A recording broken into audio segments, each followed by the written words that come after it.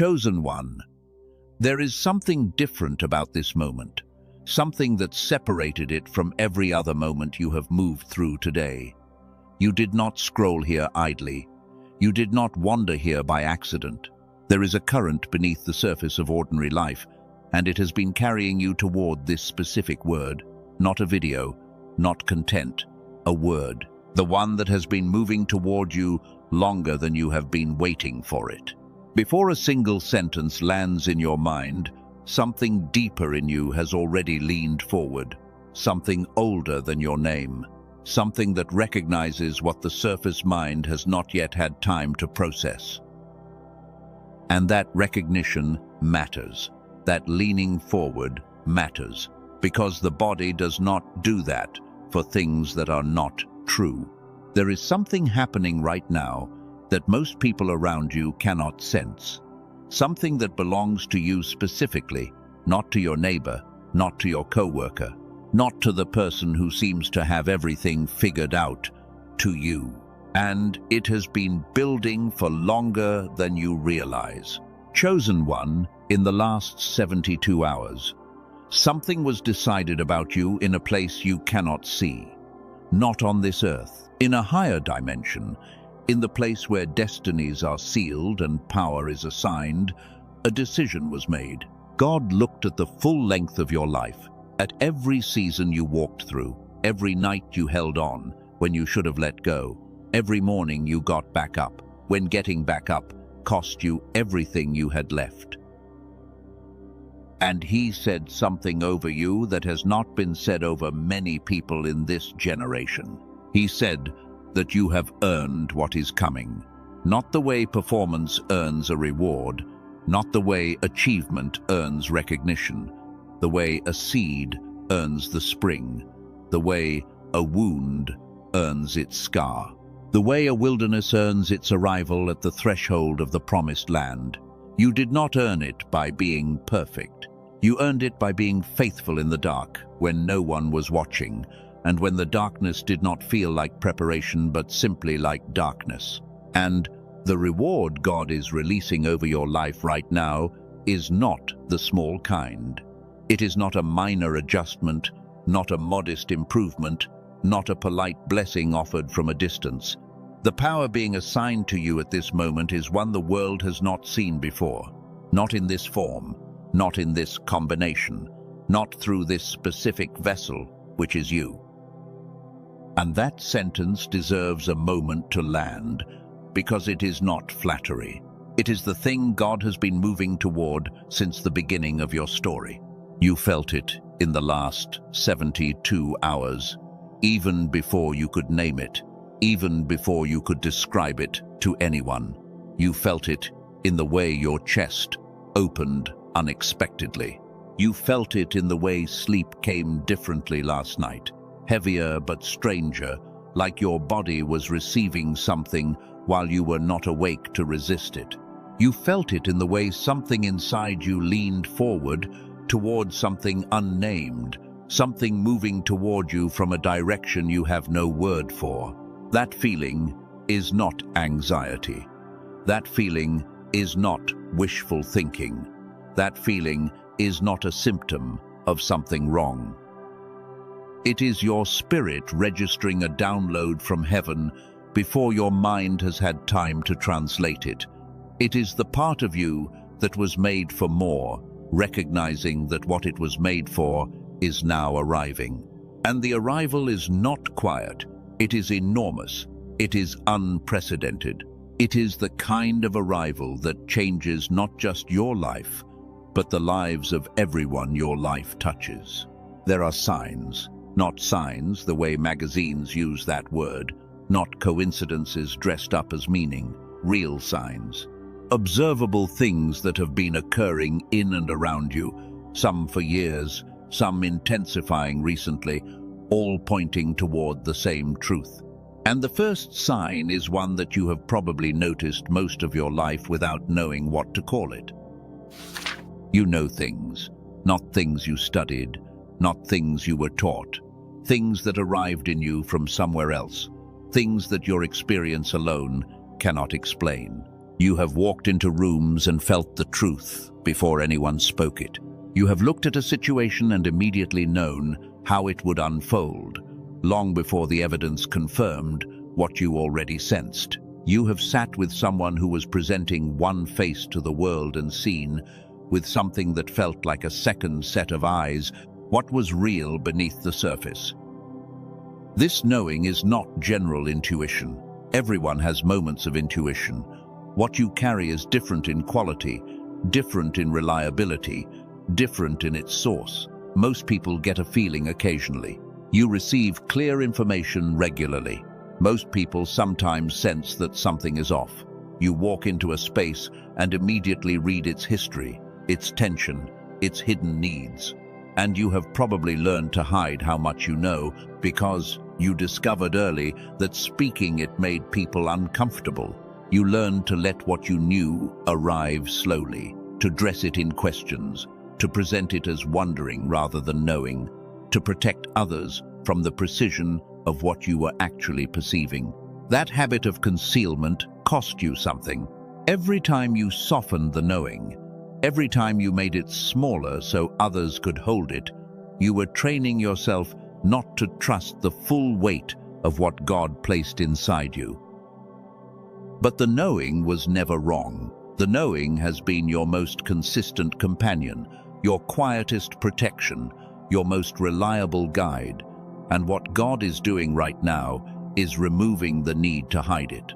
The power being rewarded to you in this season includes the full activation of what you have been carrying all along. There is a second sign, and this one lives in your body. You feel what others do not feel.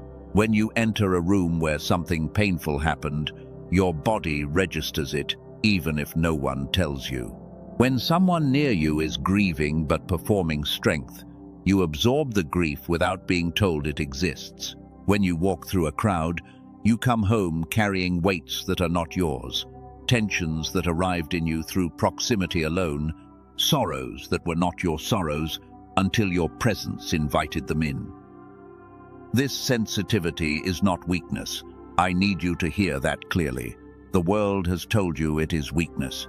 The world has looked at you flinching at things others do not flinch at, needing space after social interactions, requiring solitude after environments that others move through without cost. And the world has filed that under fragile, under thin-skinned, under something that needs to be toughened up. But what God built in you is a frequency antenna, a precision instrument for receiving information at a level most human beings do not have access to. The sensitivity that drains you in the wrong environments is the same sensitivity that makes you extraordinarily effective in the right ones. The same capacity that lets grief reach you through a wall is the same capacity that lets you sense hope in someone who has forgotten they are allowed to have it. You were not built thin-skinned. You were built wide open, and there is a world of difference. The way this sensitivity has worked in your life recently is worth naming. You have found yourself suddenly unable to tolerate places you used to navigate easily. Conversations that once rolled off you now land with a weight you cannot shake for hours. People you have known for years suddenly feel like they are draining something out of you with every exchange, and you find yourself pulling back from them, not with coldness, but with a quiet, almost sorrowful recognition that where you are going, they cannot follow. That pulling back is not abandonment, it is discernment. God is doing something in you right now that requires a certain quality of environment, not luxury, not ease, but resonance. And your sensitivity is the instrument through which He is showing you which environments carry the resonance and which ones do not. There is something that a small group of researchers began to study not long ago, something that lives at the precise intersection of science and what you have been experiencing spiritually. A neuroscientist in New York, someone who has spent years studying the architecture of the human brain, found evidence of something that most people have never been told about, something hidden in the original design of your mind that was given to you at birth and has been slowly covered over by the way modern life is structured. I will tell you more about what he found later in this message, because it connects directly to the power God is releasing over your life right now.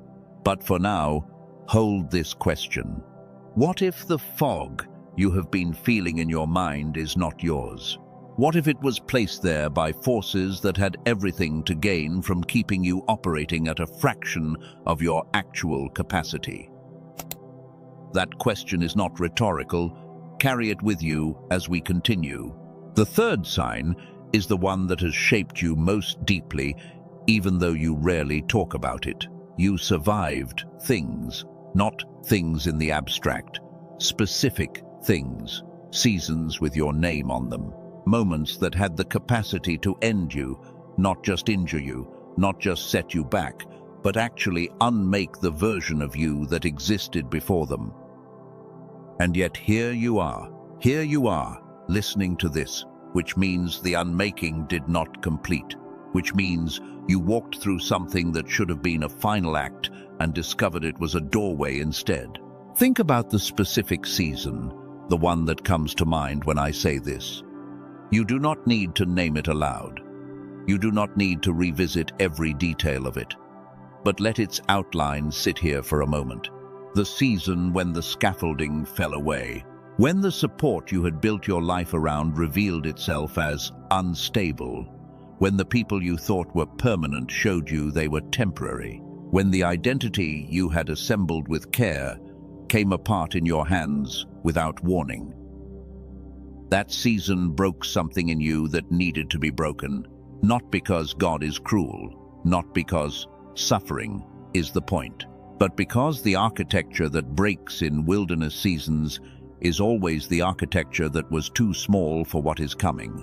You cannot carry unprecedented power in a vessel built for ordinary expectations. The wilderness does not destroy the chosen one. The wilderness removes everything that would prevent the chosen one from being able to hold what God is about to place in their hands. Moses knew this. He did not know it while it was happening, which is the nature of formation. You do not know you are being formed while you are in the forming. You only know that something has been taken, something is lost, something you built with years of effort has dissolved, and the dissolution has no schedule, no announced end date, no road sign telling you how much further. Moses walked in wilderness for 40 years. 40 years in the backside of a desert, tending someone the other person flock, invisible to the nation he was about to deliver, unknown to the power he was about to break, unremarkable to the world that was about to witness the unprecedented. And on an ordinary day, on the backside of a mountain that he had passed hundreds of times, a bush began to burn. It did not consume. The fire had no fuel beyond the presence of God. And in that fire, everything Moses thought about himself, everything the 40 years of wilderness had stripped from him, was not restored by Moses performing better. It was not recovered by Moses deciding to try harder. It was ignited by God choosing to meet him where the wilderness had deposited him. The wilderness in your story was not punishment, it was positioning, and the fire is closer than you think. The fourth sign is one that others have noticed before you named it yourself. When you walk into a room, something shifts. Not dramatically, not in a way that announces itself, but something settles. A tension that was present finds somewhere to go. A conversation that was circling begins to land. A person who was maintaining a careful composure feels, in your presence, that the composure can briefly rest. Children move toward you without being told to. Animals settle near you without reason. People who have never met you tell you things they have never told anyone. And afterward, they are not sure why they did. Only that something in your presence made the telling feel safe.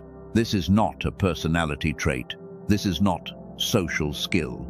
This is not charisma. In the conventional sense, though people who do not understand what they are feeling will try to call it that.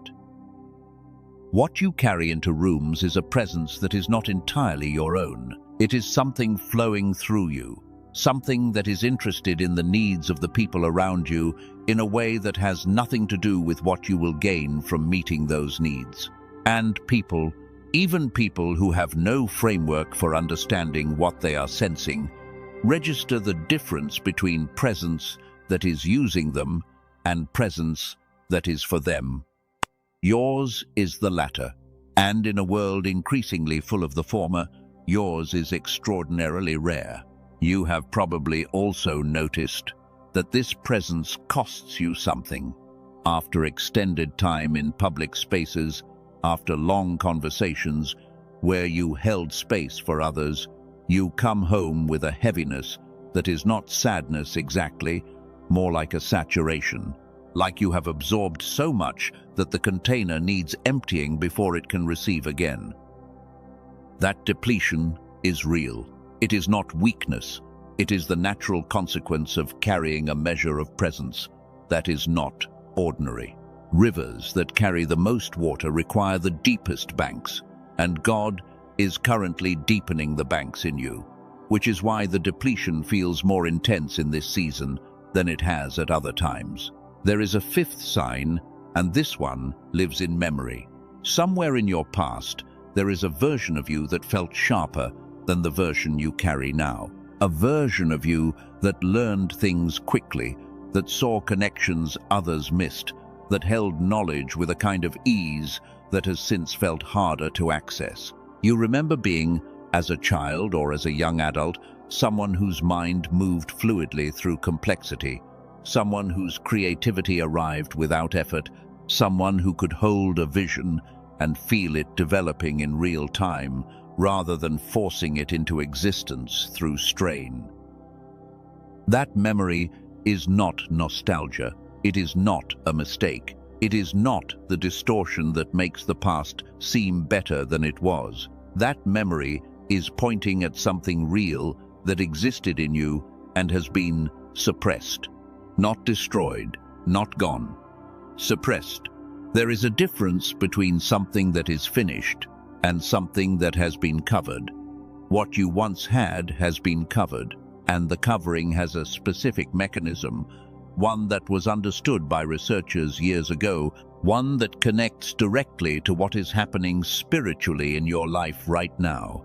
The power God is rewarding you with in this season is not something new being placed inside you. It is the uncovering of something original that was always there. The sixth sign lives in what the sharpness has become.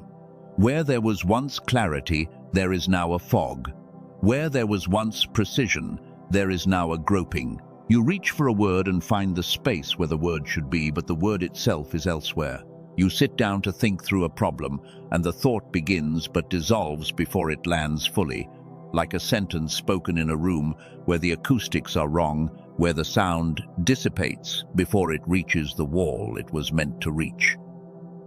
This fog is not natural aging. It is not the inevitable consequence of adult responsibility. It is not who you are becoming.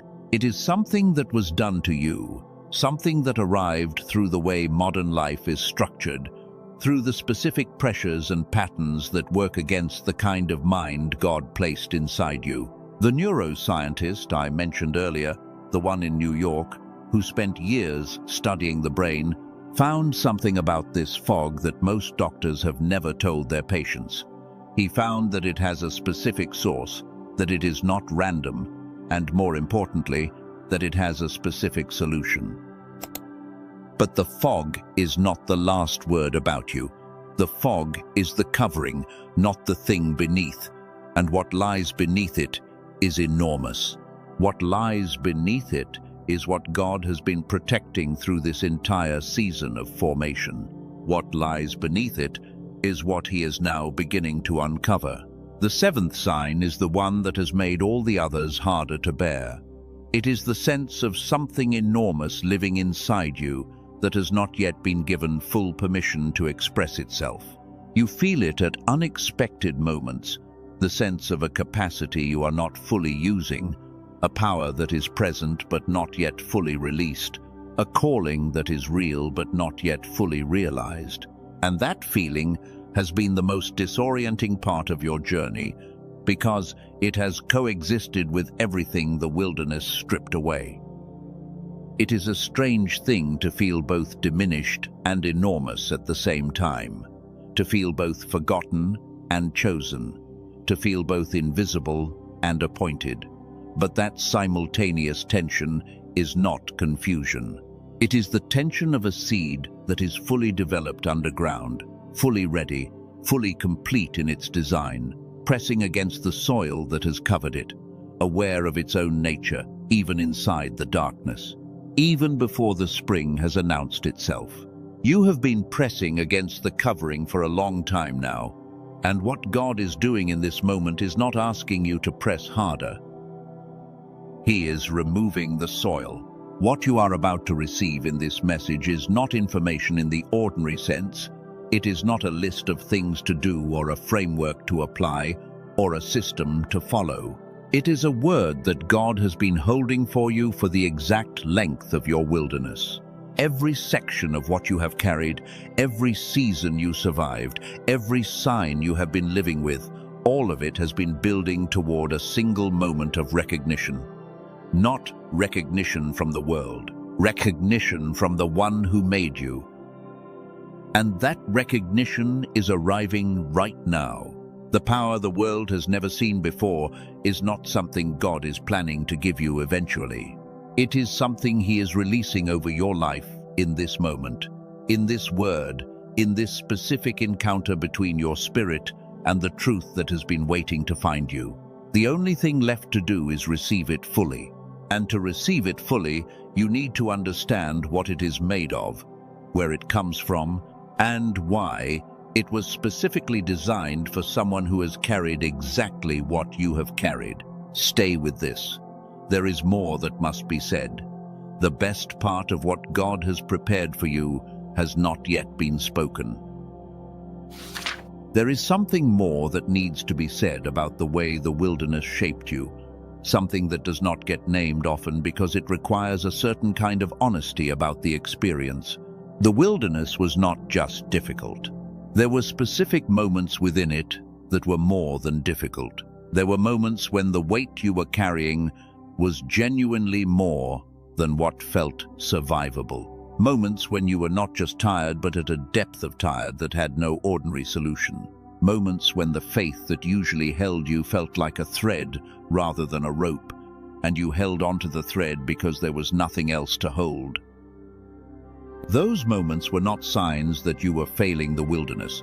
They were signs that the wilderness was real, that it was not a shallow trial, that God was trusting you with a weight that not everyone is given. Because the depth of what is placed in the person hands is always proportional to the depth of what they were formed to carry. God does not waste profound suffering on shallow destinies. The intensity of what you walked through is a direct indicator of the magnitude of what you were being prepared to hold. And within those hardest moments, there was something that carried you that you cannot fully explain. Not just your own determination, though you have plenty of that. Not just the support of the people around you, though some of them were present in important ways. There was something else, a sustaining that arrived from outside you, a current of strength that came in when your own supply ran out, as it did more than once. You survived not only because of what you had, you survived because of what was given to you in the moments you had nothing. That sustaining was not random. That sustaining was intentional. God did not send support to random people who happened to be struggling. He sent it to the people He had assigned to a task that required them to survive until a specific appointed time. And you are here, which means you survived, which means the appointed time you were sustained for is either arriving or has already begun to arrive. The 72 hours I spoke of at the beginning of this word are not symbolic. Something moved in the spiritual realm in the last 3 days that has already begun to produce effects in your physical world.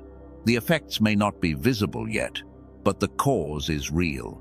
and the effects are coming. The inner knowing I described earlier has a specific quality that is worth exploring further, because understanding it more deeply will help you trust it more fully in the days ahead. The knowing you carry is not the same as certainty in the intellectual sense. It does not arrive fully dressed and announced, prepared with evidence and argument. It arrives more quietly than that, more organically than that. It arrives as a resonance between something outside you and something inside you. A yes that does not require explanation, a no that precedes any logical analysis, a sense of rightness or wrongness that lands before the mind has had time to evaluate. This is the operating system God installed in the chosen one, not a system that bypasses wisdom or intelligence or careful thought. Those things are also good gifts. But beneath them, foundational to them, is this direct knowing, this signal that comes from the place where your spirit is in contact with something greater than your mind. And what God is rewarding you with in this season is a stronger connection to that signal. Not because the signal was ever broken, but because the covering that was placed over it will be removed. When the covering comes off, the signal does not need to increase in volume. It was always at full volume. The only thing that changes is the interference goes away. Think about the last time you had a strong sense about something that you then talked yourself out of. The initial knowing was precise. The first thing you felt was clear.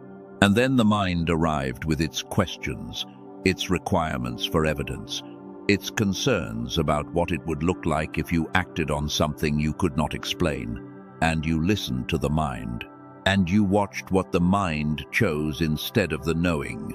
And in most of those cases, you eventually discovered that the knowing had been right all along, that the mind had not been better at reading the situation, but only louder about its doubts.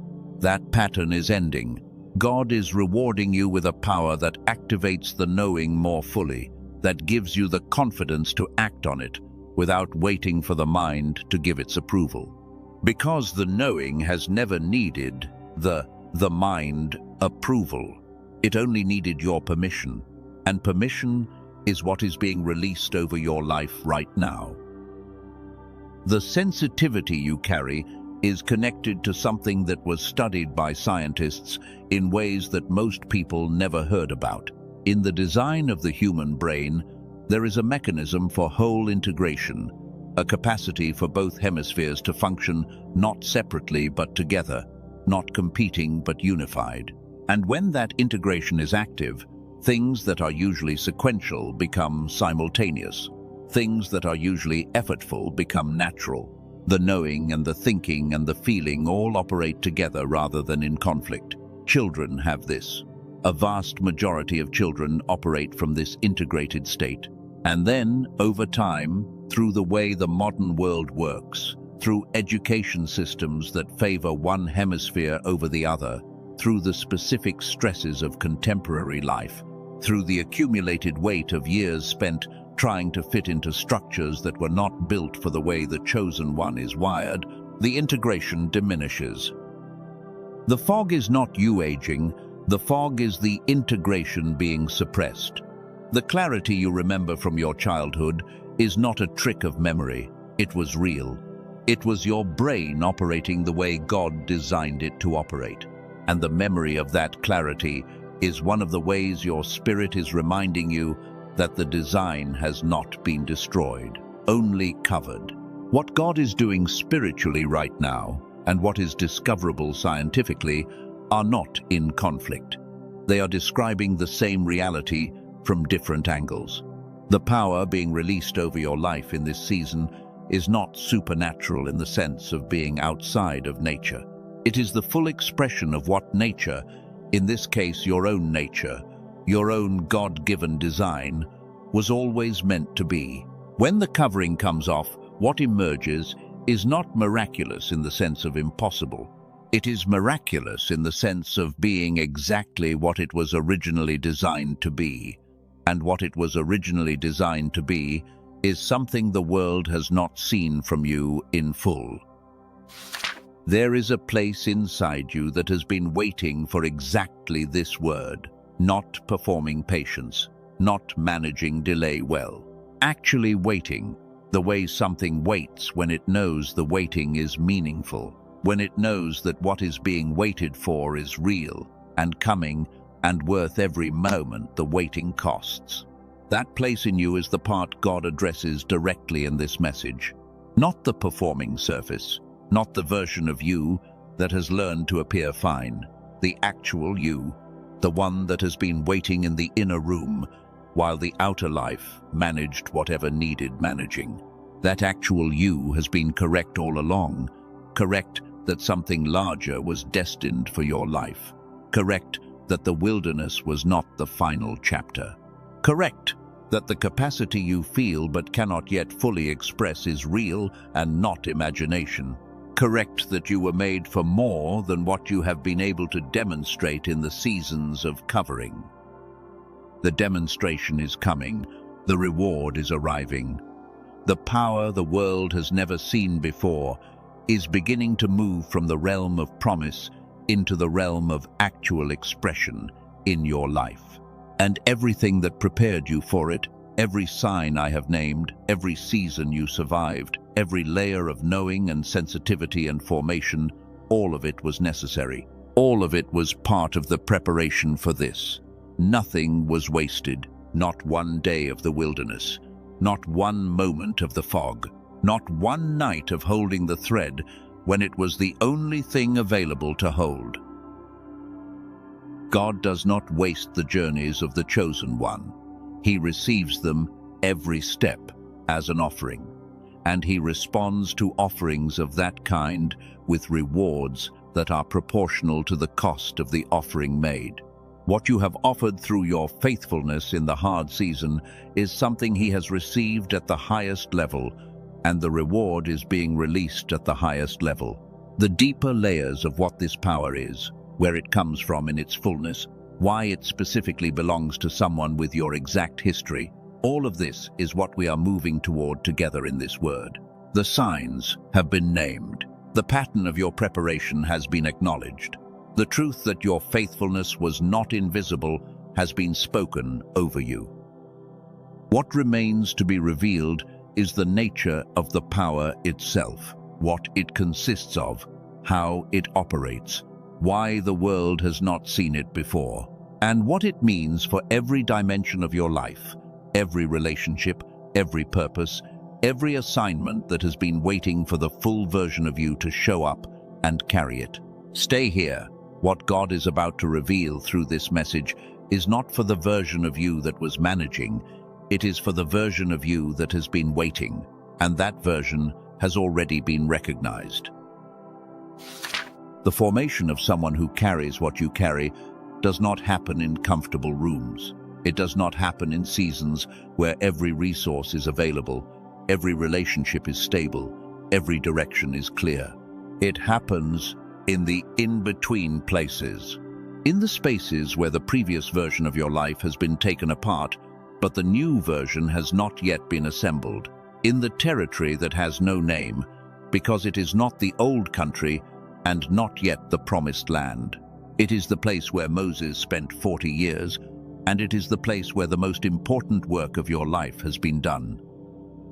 I want to spend time with Moses, not in the familiar way, not in the way he is often referenced as a symbol of someone who had to wait a long time before their moment came. Moses is more specific than that. Moses is the pattern for what God does with someone who was born, carrying a calling too large for their original container, someone who was formed in one culture and assigned to another, someone who carried in their identity a tension between what they appeared to be and what they actually were, someone who had to lose every false version of their life before the true version could begin. Moses grew up in the palace. He grew up with every advantage that the most powerful culture in the known world could offer: education, position, access, resource. He grew up inside the very system that was oppressing the people he had been born among, and he carried that contradiction in his body every day. He was not an Egyptian, and he was not fully able to live as a Hebrew, and the tension between those two identities was the first layer of his formation, the first thing that had to be worked through rather than resolved cleanly, because some tensions are not meant to resolve cleanly. Some tensions are the exact instrument God uses to make someone capable of standing between worlds. And then Moses lost everything. Not gradually, not with preparation. In a single act, in a single moment of responding to injustice with his own hands in his own way, everything the palace had given him was gone. He ran into the wilderness not as a man with a plan, he ran as a man with nothing, no position, no identity that made sense to the people around him, no map for what came next. Just the wilderness and the sheep of a stranger, and 40 years of days that looked like nothing was happening. This is the part of Moses that most people skip past, because it is uncomfortable to sit with. 40 years, not 4 months, not 4 years. 40 years of invisible days in a forgotten place, leading animals that were not his, serving a calling that had not yet been revealed to him. 40 years of being nobody in particular, of having no platform, no audience, no evidence that the thing he felt inside was connected to anything real happening outside. And what was being formed in those 40 years was not Moses learning to wait. Moses was not enrolled in a patience program. What was being formed was the removal of everything that would have made Moses lead Israel the way Pharaoh led Egypt. The palace formation had to come completely out of him before God could fill the space with something else. The assumption that power looks like dominance. The assumption that leadership looks like force. The assumption that a deliverer has to be recognizable as powerful before God can use them. All of that had to go. And it took 40 years of wilderness to take it. Your formation has its own timeline and its own specific content.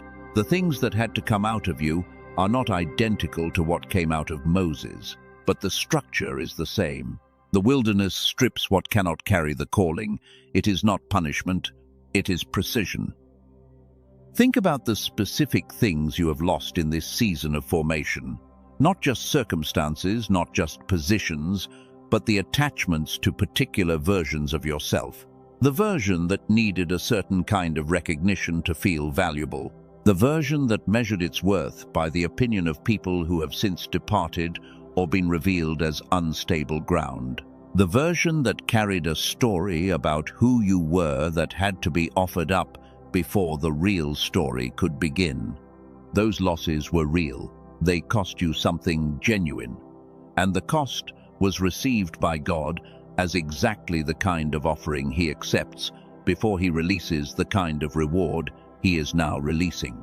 There is something specific about the relational dimension of formation that deserves honesty, because it is the part that carries the most grief. In the process of being prepared for an unprecedented assignment, some of the people who were close to you were not able to travel the full distance.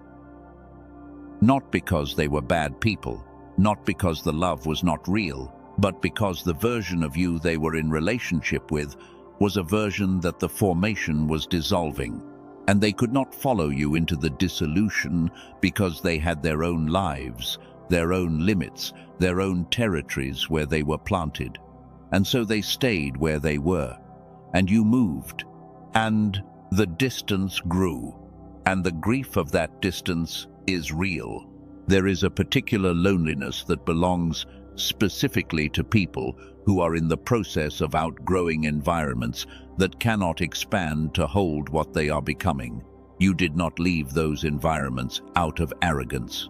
You did not leave them out of coldness.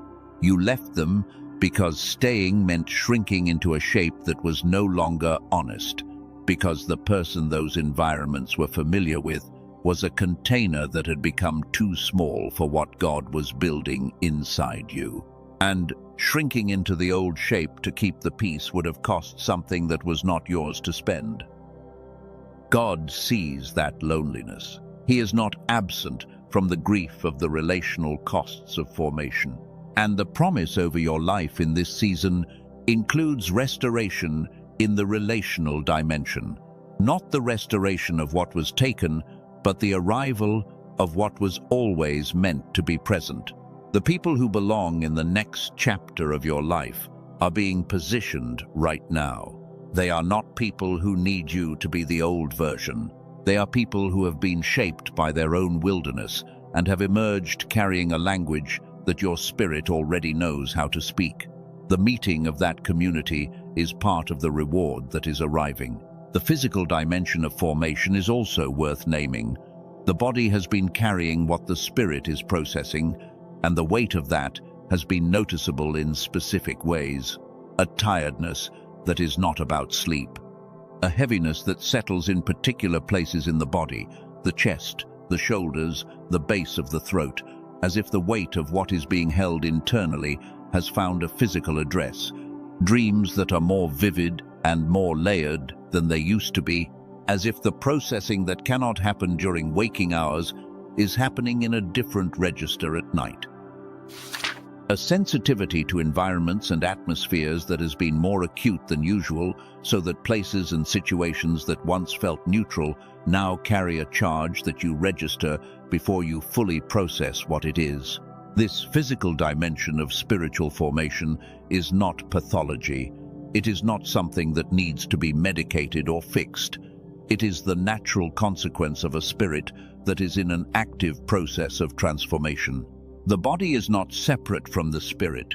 The body participates in everything the spirit moves through, and when the spirit is in the final stages of preparation for a significant release of power and purpose, the body often enters a kind of heightened sensitivity that is both taxing and meaningful.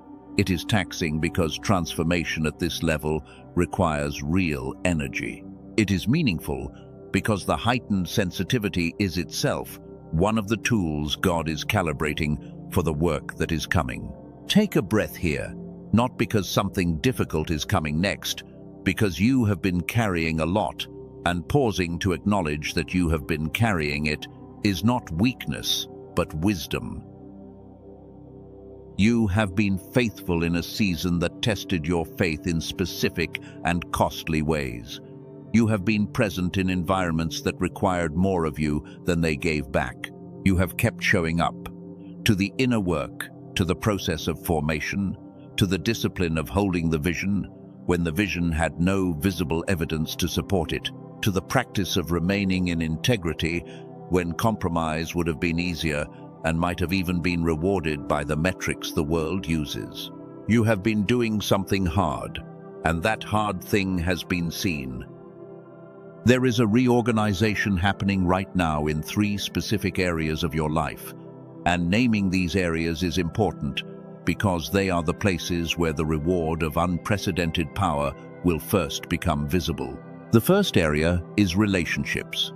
Not all relationships, but the ones that are structurally connected to your purpose, the ones that will carry weight in the next season of your life. Some of these are relationships you already have that are about to go deeper, about to become more aligned, about to reveal a dimension that was present but not yet fully activated. Some of these are relationships that have not yet begun, people who are being positioned in your world right now, people whose paths are converging with yours in ways that neither of you has yet been able to see from your current vantage point. For those entering this season of relational reorganization, the shift may feel initially like subtraction before it feels like addition. People who have been present in peripheral ways may quietly recede. Not in conflict, not in drama, but with a kind of natural conclusion, as if a chapter that was meant to be a chapter rather than a through line has simply reached its final page. This can feel like loss. The absence of familiar presences, even presences that were not deeply nourishing, carries a specific kind of disorientation. Do not try to hold what is receding. Do not force continuation on what has naturally concluded. The relational space that is opening is not a mistake, it is preparation. It is making room for what belongs to the next chapter. What you will feel when the right connections arrive will be different from the connections that are concluding, not just more comfortable, but more resonant, more like coming home to something you did not know you were homesick for. The second area of reorganization is purpose. And by purpose, I do not mean your job, though your job may be one of the dimensions where purpose expresses itself. I mean the thing you are meant to do at the level of your deepest design, the thing that only you carry in the specific combination and with the specific history that is yours. In this season, that purpose is becoming clearer. Not in the sense that you are receiving a detailed map with every step laid out. Purpose rarely reveals itself that way. It becomes clearer in the sense that the noise around it is decreasing.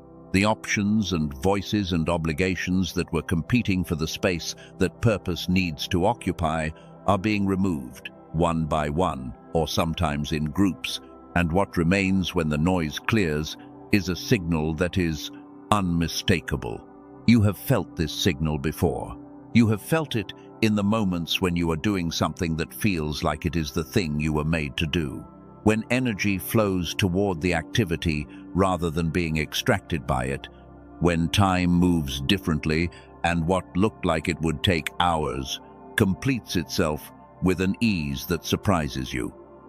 That signal is the compass. And what God is doing in this reorganization of purpose is aligning the conditions of your external life with the compass so that the direction the compass is pointing becomes walkable, becomes an actual path rather than a longing. Do not try to force the clarity to arrive before it is ready. It is coming. The formation was specifically designed to prepare you for the clarity, to strip away the things that would have distorted the signal, to make you someone who can receive the full directional information without immediately diluting it with fear or the opinions of people who cannot understand what the compass is pointing at. The third area of reorganization is provision.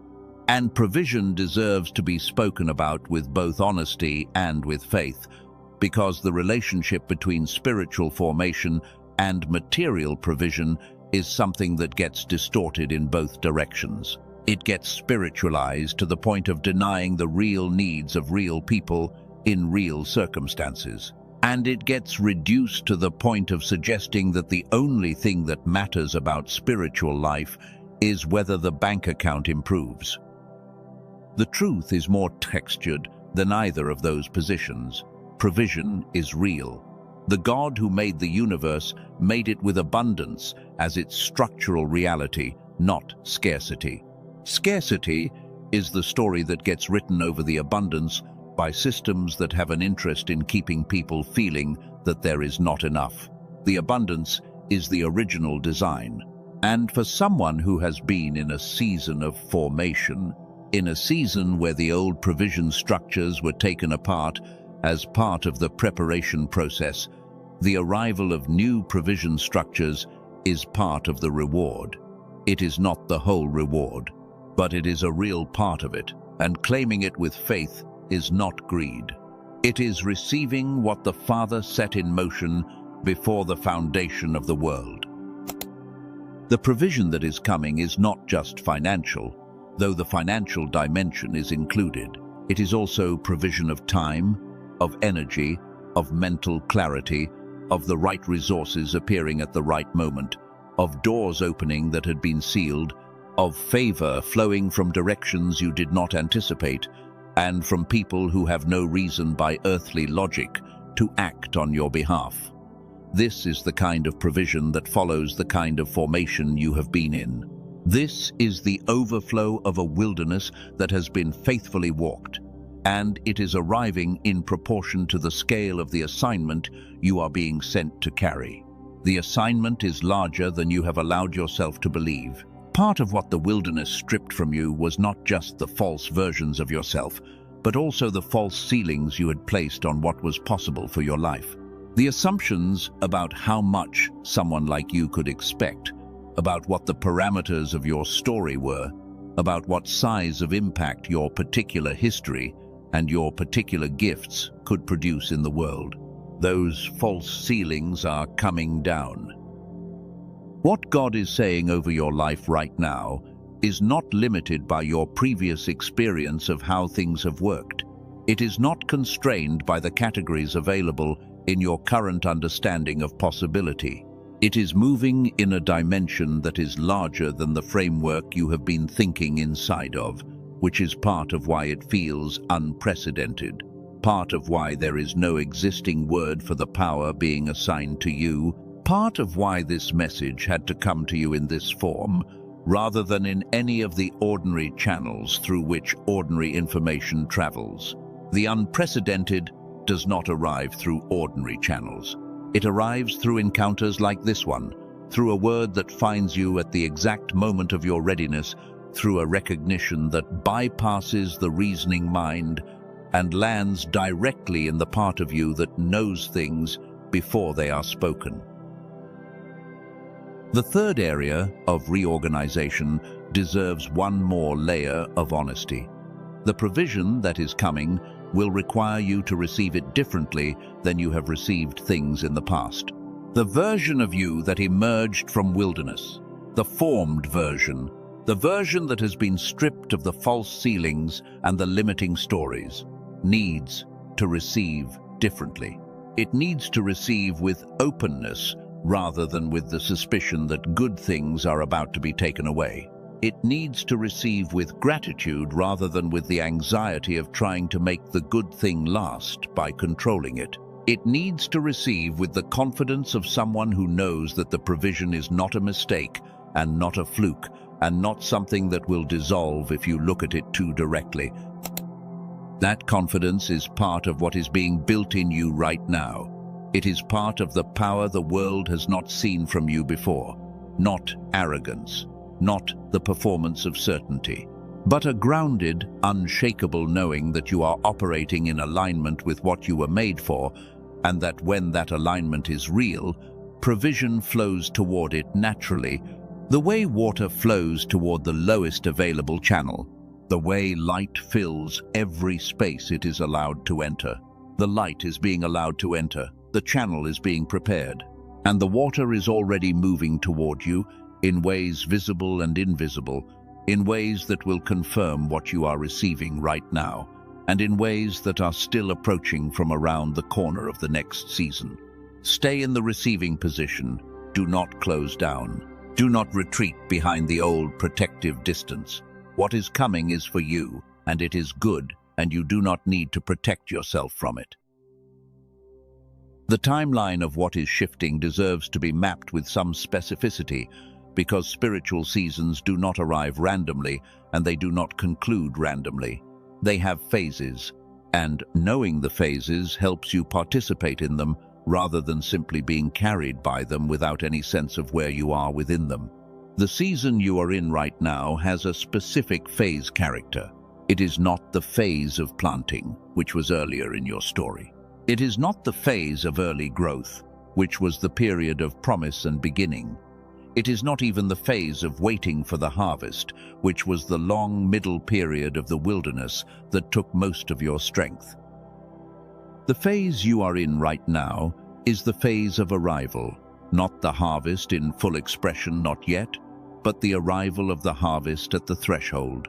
The farmer does not stand in the field at harvest time and wish the grain would hurry. The farmer knows by observation and by seasons that the grain is ready, and the task of the moment is to be positioned to receive it, to have the tools prepared, to be oriented toward the field rather than away from it.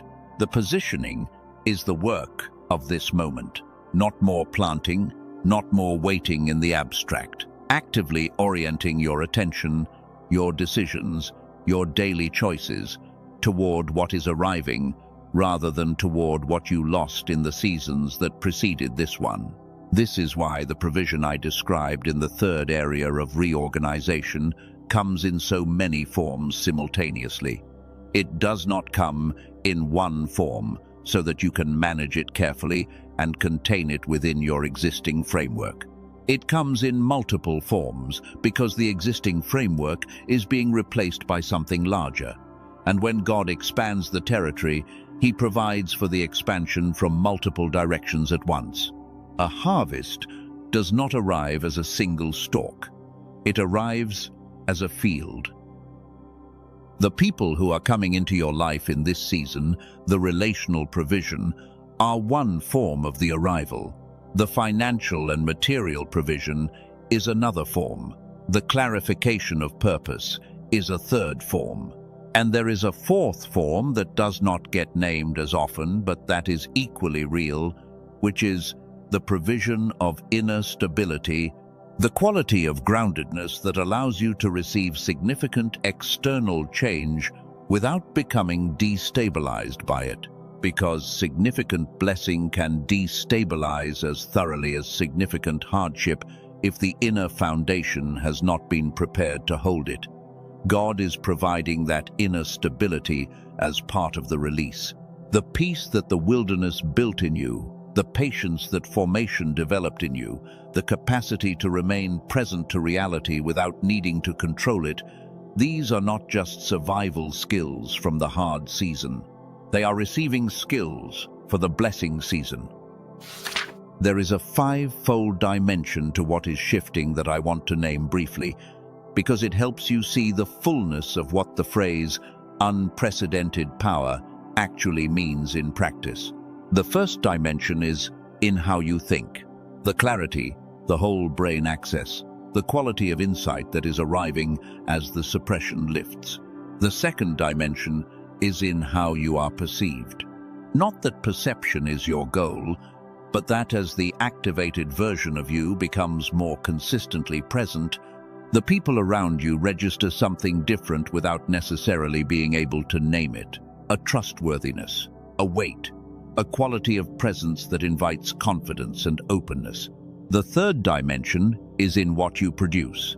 The work, the output, the specific creative or relational or professional contribution that flows from you.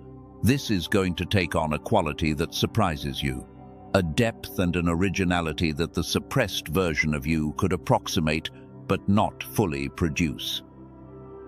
The fourth dimension is in what you attract: resources, opportunities, relationships, conversations, doors. All of these are drawn toward the fully activated frequency in a way that they were not drawn toward the suppressed frequency. Not as a mystical principle that operates on its own timeline without your participation, but as the natural consequence of being fully present, fully perceiving, fully operating from your design. When you are operating from your design, you recognize the right opportunities. You say yes to the right relationships. You move toward the right doors. Because the whole brain is engaged, the discernment that used to feel unreliable becomes consistently accurate. And accurate discernment, applied in real circumstances, produces the kind of outcomes that look from the outside like unusual good fortune, but are from the inside simply the result of responding correctly to what is actually present. And the fifth dimension is in what you leave behind. Not just what you build, but what remains after you have passed through a room, a relationship, a conversation, a season. The chosen one who operates from full activation leaves something behind in every interaction that outlasts the interaction itself. A word that takes root, a question that keeps working in the person who received it, a permission that was granted by the quality of your presence that the person did not even know they needed until they found themselves, days later, doing something they had never done before, because something in the encounter unlocked a door they had been standing in front of without knowing it was a door. That residual impact, that trailing blessing, is part of the unprecedented power the world has not yet seen from you in its fullness. There is something that I want to acknowledge directly before we move into the next territory, because it would be dishonest not to. The season of activation and release that is arriving is not without its own difficulty. I did not say the blessing season is easy. I said it was the phase of arrival, and arrival always has friction. The grain does not leave the stalk without the cutting. The fruit does not leave the branch without the pulling. The butterfly does not leave the cocoon without the struggle that develops the wings enough for flight. Release the cocoon too soon, and the wings are too soft to carry the butterfly into what it was made for. The difficulty of the arrival phase is not punishment. It is the final development before the liftoff. What will arrive specifically as friction in your case, I cannot predict with precision, because the specific resistance is proportional to the specific calling and the specific enemies of the specific assignment. But I can tell you the general shape of it. The resistance will appear in the same places as the formation, in the relationships that are adjusting, in the identity structures that are dissolving to make room for the new, in the internal voice that presents the well-reasoned case for caution just at the moment when action is required. Those are the predictable points of friction, and they are not signs that the blessing is not real. They are signs that the blessing is large enough to merit resistance from forces that prefer the world to remain as it is. The world as it is has a vested interest in your suppression, not a personal one. The forces that resist unprecedented power are not interested in you specifically. They are interested in the status quo generally. And unprecedented power, by definition, reorganizes the status quo. It does things that were not expected. It produces outcomes that were not projected by the existing calculations. It changes what is considered possible. And the defense of the existing order of things resists that change not because it knows your name, but because any significant activation of power is a challenge to the assumption that nothing will change. Your activation will change things. That is why it meets resistance. And the resistance is confirmation, not disqualification.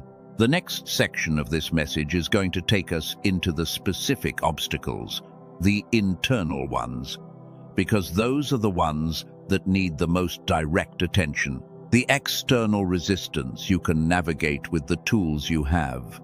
The internal resistance is the one that has the most access to the most important territory. The resistance that sounds like your own voice. The resistance that arrives in the language of wisdom and caution and responsible self-assessment. That resistance is the one that gets addressed next. And it needs to be met with honesty, with compassion, and with something that I am going to give you that is specific, practical, and counterintuitive, in a way that is going to challenge everything you thought you knew about how power activates. There is a system at work. I am going to describe it to you now, not to produce anger or bitterness, not to give you something outside yourself to blame for the gaps you have experienced, but because understanding the mechanism of suppression is the first step toward dismantling its effect. And what you are carrying is too important to remain in a suppressed state because you did not understand what was pressing down on it. The system is not conspiratorial. It is not the product of a meeting in a dark room where people decided to diminish the potential of people like you. It is structural.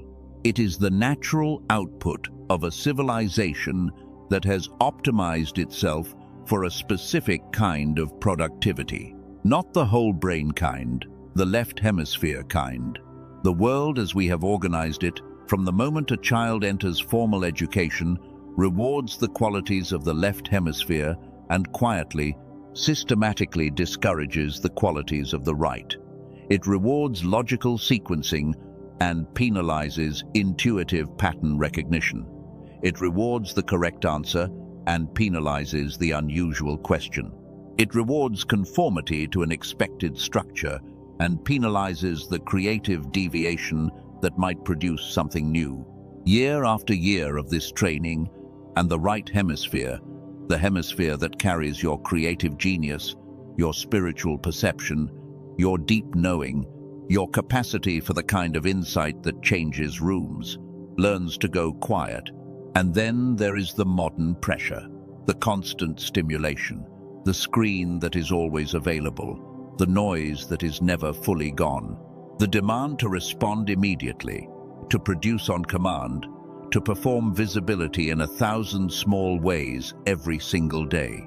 What this does to the brain, specifically, is to keep the nervous system in a low-level state of alert that neurologists call beta hyperactivity.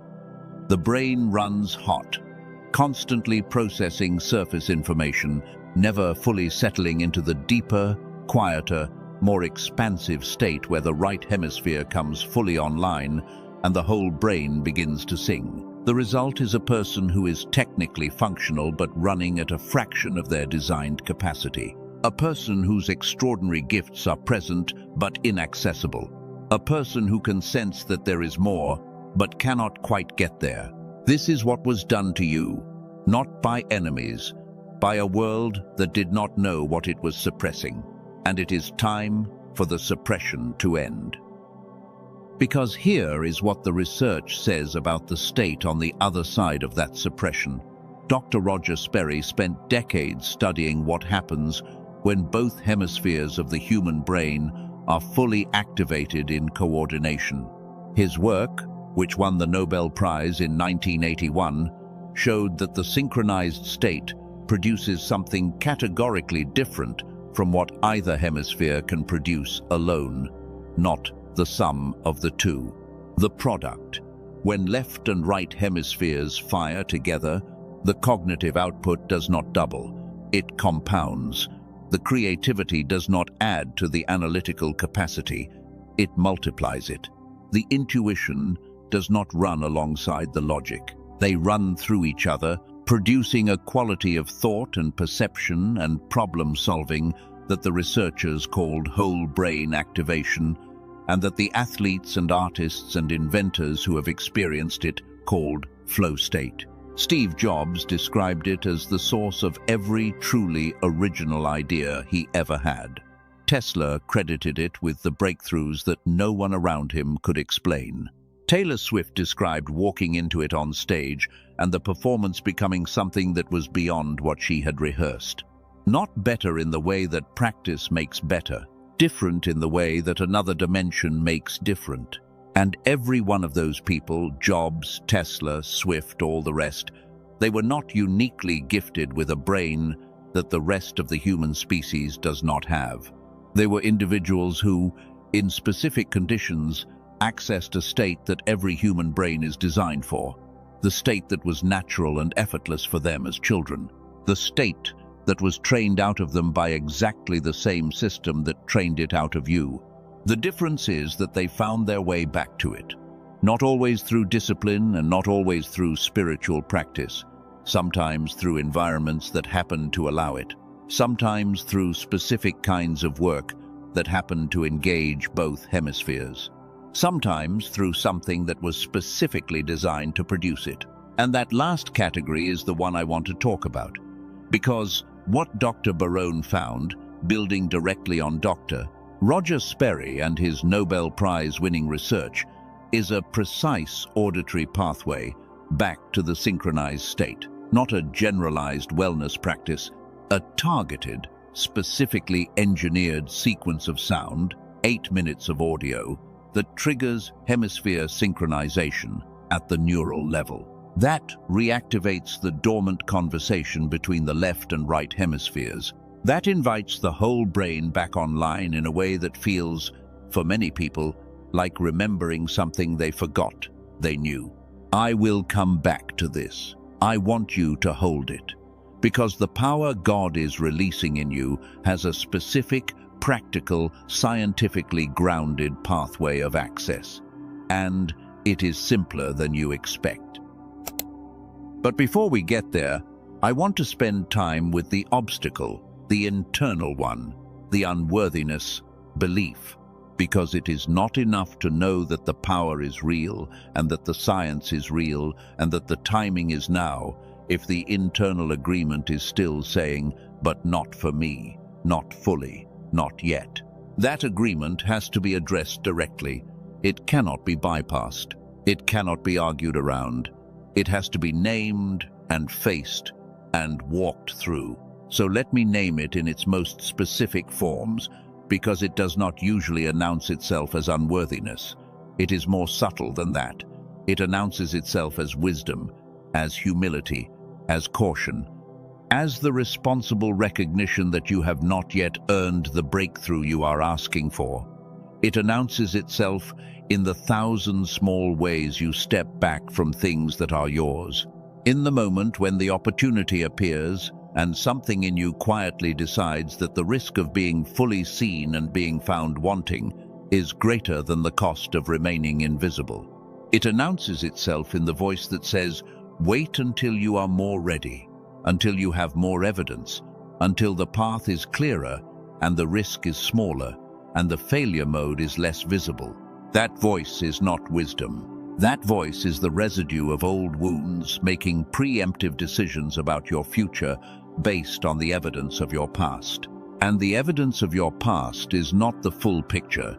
The evidence of your past is the evidence of what happened before the full activation, before the wilderness had finished its work, before the power that is being released right now was available to you in the way it is becoming available now. Judging your future by the outcomes of your pre-formation self is like judging a tree by the seed. The seed and the tree are related, but the capacity of the seed is not the capacity of the tree. The tree has resources that the seed could not have imagined. You are not the person who struggled in the seasons that produced the struggles. You are the person who survived them and was built by them. That person is categorically different.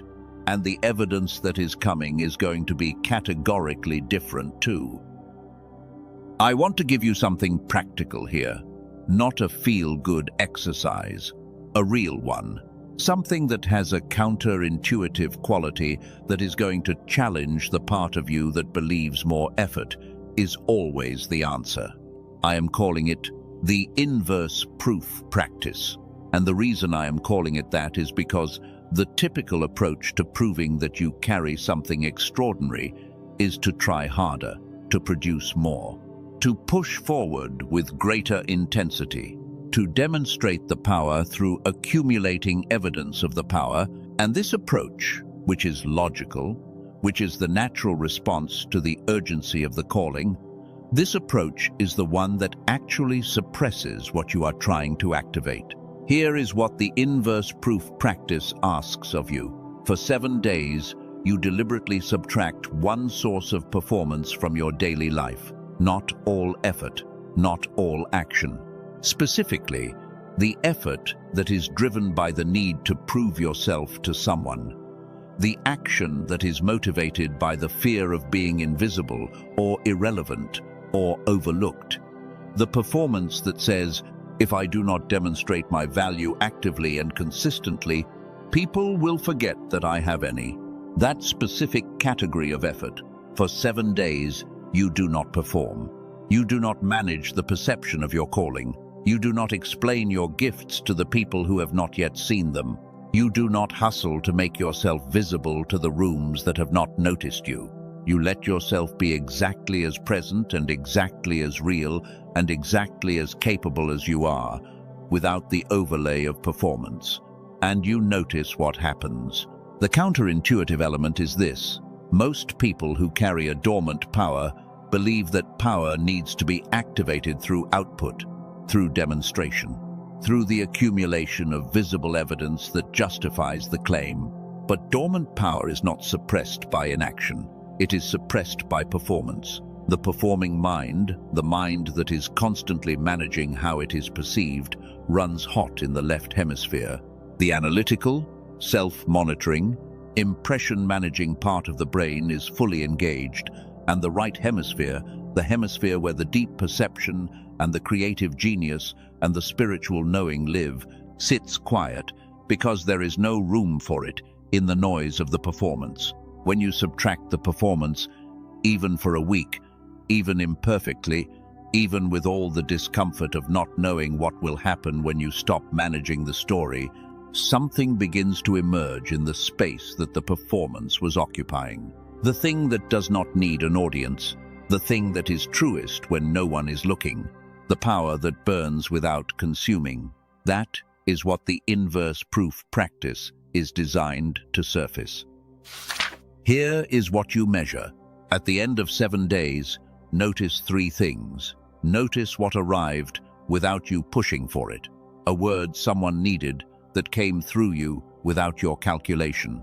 A solution that appeared when you stopped forcing it. A connection that formed naturally in a space you had stopped trying to manage. Notice it, not as confirmation of your greatness, as evidence of the design. Evidence that what God placed in you does not require your performance to exist. It requires your presence. The second thing to notice is what dissolved. The relationship that was held together by performance that quietly revealed itself to be less substantial when the performance stopped.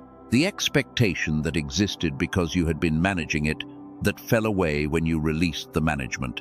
The things that survived the 7 days without the performance are the things that belong to your actual life. The things that dissolved are the things that were living in the performance, not in you. And the third thing to notice is the one that matters most. Notice the quality of the ideas that arrived, the clarity that came into areas that had been foggy, the creative solutions that surfaced, the sense of access to something deeper than your usual thinking. That quality, that access, that is the whole brain state beginning to activate. That is what emerges when the performance mind goes quiet and the full brain comes back online. And it is going to be disorienting in the best possible way, because it is going to feel like you thought when you were 8 years old, before the world convinced you that your only reliable tool was effort. Let me go deeper into the science now, because the science is not separate from the spiritual. The science is how God built the mechanism, and understanding the mechanism is part of understanding the gift. In the Hebrew text of Isaiah, chapter 9, verse 6, there is a compound word that is one of the most remarkable words in the entire scriptural tradition. The word is Pele Yoetz, wonderful counselor.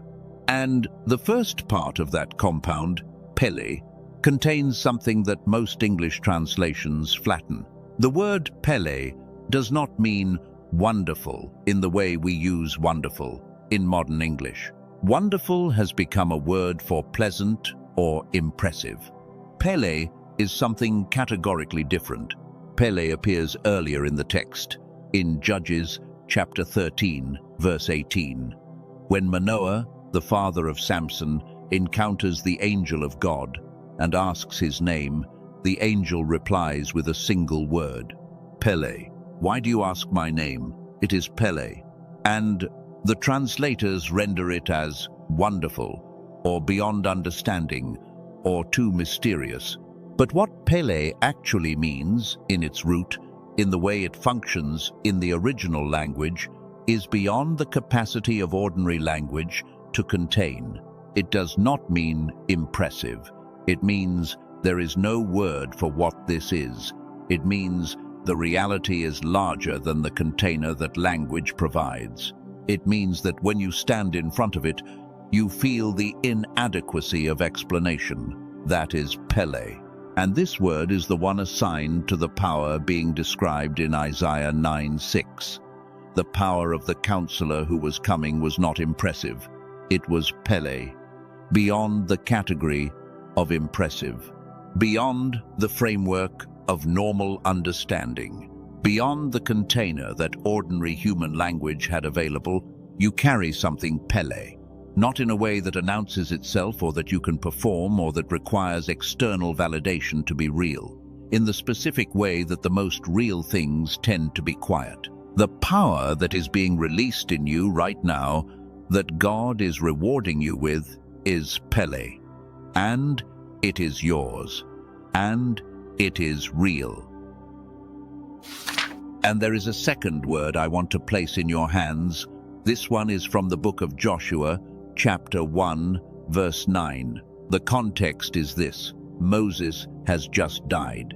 Joshua has just been given the responsibility that most people in his position would have found completely overwhelming. The weight of leading 1 million people into territory that had occupants who were not going to give it up easily, in the absence of the leader who had been the only face of authority that any of them had ever known, with nothing but the word of God to stand on. And into that moment, God says to Joshua, Shazak v'imats, be strong and courageous. The word chazak, not be strong in the sense of feeling strong, not be strong in the sense of performing strength. Chazak means to grip, to seize with force, to take hold of something and refuse to release it regardless of what surrounds you. The image in the original language is not of a warrior standing tall. It is of a person whose hands will not open, whose grip on what belongs to them is stronger than any force that tries to pry it loose. Not because they are fearless, not because the weight is light, but because the grip is intentional, chosen, deliberate, a decision made in advance that this thing, this calling, this power, this truth about who they are and what they carry is not going to be surrendered. Chazak is the answer to the unworthiness belief, not the intellectual answer, the behavioral one. Chazak says, I may not feel worthy right now. I may not have the evidence I was hoping for. I may not have the full picture of what I am walking into. But I am keeping my hands closed around this. I am not releasing what God has placed in them. I am holding on not because I am sure, but because the one who gave it to me is sure, and that is enough. This is what the inverse proof practice leads to. 7 days of releasing the performance, and what you find at the end is not a void. What you find is what was always there beneath the performance, the real thing, the actual calling, the actual power. The actual you, minus the armor of effort you have been wearing to make yourself presentable. And when you find it, the response is chazak. Grip it. Do not set it down again. Do not return it to the performance mode. Carry it the way the burning bush carried the fire. Let it burn in you without being consumed by it, and let the world see what has been there all along. Now, the convergence point is coming, and I want to prepare you for it, not emotionally, but practically. We have been walking through the formation, the recognition, the obstacle, the language of what you carry. What comes next is where everything we have explored lands in a specific, practical, actionable form, where the spiritual truth meets the neurological mechanism, where the calling meets the tool that was built for exactly this moment in your life, where the Pele inside you, the power the world has never seen, becomes accessible in a way that is not vague or abstract, but concrete and repeatable and available to you starting today. But before we get there, I want to stop for a moment and tell you what you have already learned in this conversation, because sometimes we move through information so quickly that we do not register what we have already received. And what you have received so far is not inspirational content. It is diagnostic clarity. It is the accurate map of where you are and why, and what is actually holding the power in its current state. That map is worth more than the destination, because without the map, you arrive somewhere new and have no idea how to stay there. Here is what the map shows. You carry a genuine calling, not a fantasy, not a coping mechanism, not wishful thinking generated by a desire to avoid the ordinary. A real assignment, sealed before the world had input, confirmed by the formation you have survived, present in the signs that you have recognized in yourself throughout this conversation. That calling is not dependent on your performance, your worthiness, your timing, or the approval of the people who have not been able to see it. It simply is, and it is not going anywhere. The map also shows that the power required to fulfill the calling is neurologically real. The whole brain state, the synchronized activation of both hemispheres. The God-designed capacity that was fully present in your childhood and that has been suppressed, not removed, by the cumulative effect of a world built for left hemisphere dominance. That suppression is not permanent, it is reversible. And the reversal has a specific, practical, Nobel Prize anchored mechanism. And the map shows that the path from where you are to where the calling takes you requires, above all else, the release of the performance that has been substituting for the power. The inverse proof practice is not a metaphor, it is the actual protocol. 7 days of choosing presence over performance, and what emerges is the thing that has been waiting to emerge since before you had language for what it was. The specific practical element that connects all of this, that addresses the neurological mechanism at the level where the suppression happened, is coming in the next section. Do not leave before you hear it. Because what comes next is the part that changes how you understand everything you have already heard. Let me also speak to the pattern of repeated delay, because some of you listening right now are not experiencing the wilderness as a new thing. You are experiencing it as a recurring thing. The same cycle, the door opening, the hope rising, and then the door closing again before you made it through. The promise appearing vivid and close, and then receding back to wherever promises go when their timing is not yet right. The breakthrough that felt imminent last year, and the year before, and the year before that. And each time the cycle resets, there is a little more weight, a little more carefully managed hope, a little more practiced resignation that protects you from the full pain of another disappointment. I see you in that pattern, and I am not going to tell you that I know exactly why the timing has worked the way it has. God does not always explain his timeline in real time, and any voice that claims to have his exact schedule should be held loosely. But I am going to say this: the repeated loop is not evidence that the calling is wrong. It is often evidence that the formation is more thorough than you expected. Some callings require more preparation than others, not because the person carrying them is more flawed, but because the assignment is larger. Moses circled the wilderness for 40 years, not because he was slow to learn, but because what he was being prepared to carry was the weight of an entire, the people liberation. The longer the preparation, the heavier the assignment. The heavier the assignment, the more the wilderness had to build. And there is a pattern that shows up in the history of the people who carried the largest assignments. The cycle of near-miss breakthrough tends to end not with a dramatic announcement, but with a quiet certainty. A morning when they wake up, and the thing they have been straining toward is simply present, without fanfare, without the rushing feeling of, finally, just the settled awareness that the time is here and the preparation is complete. And what follows that quiet certainty is not what they expected either.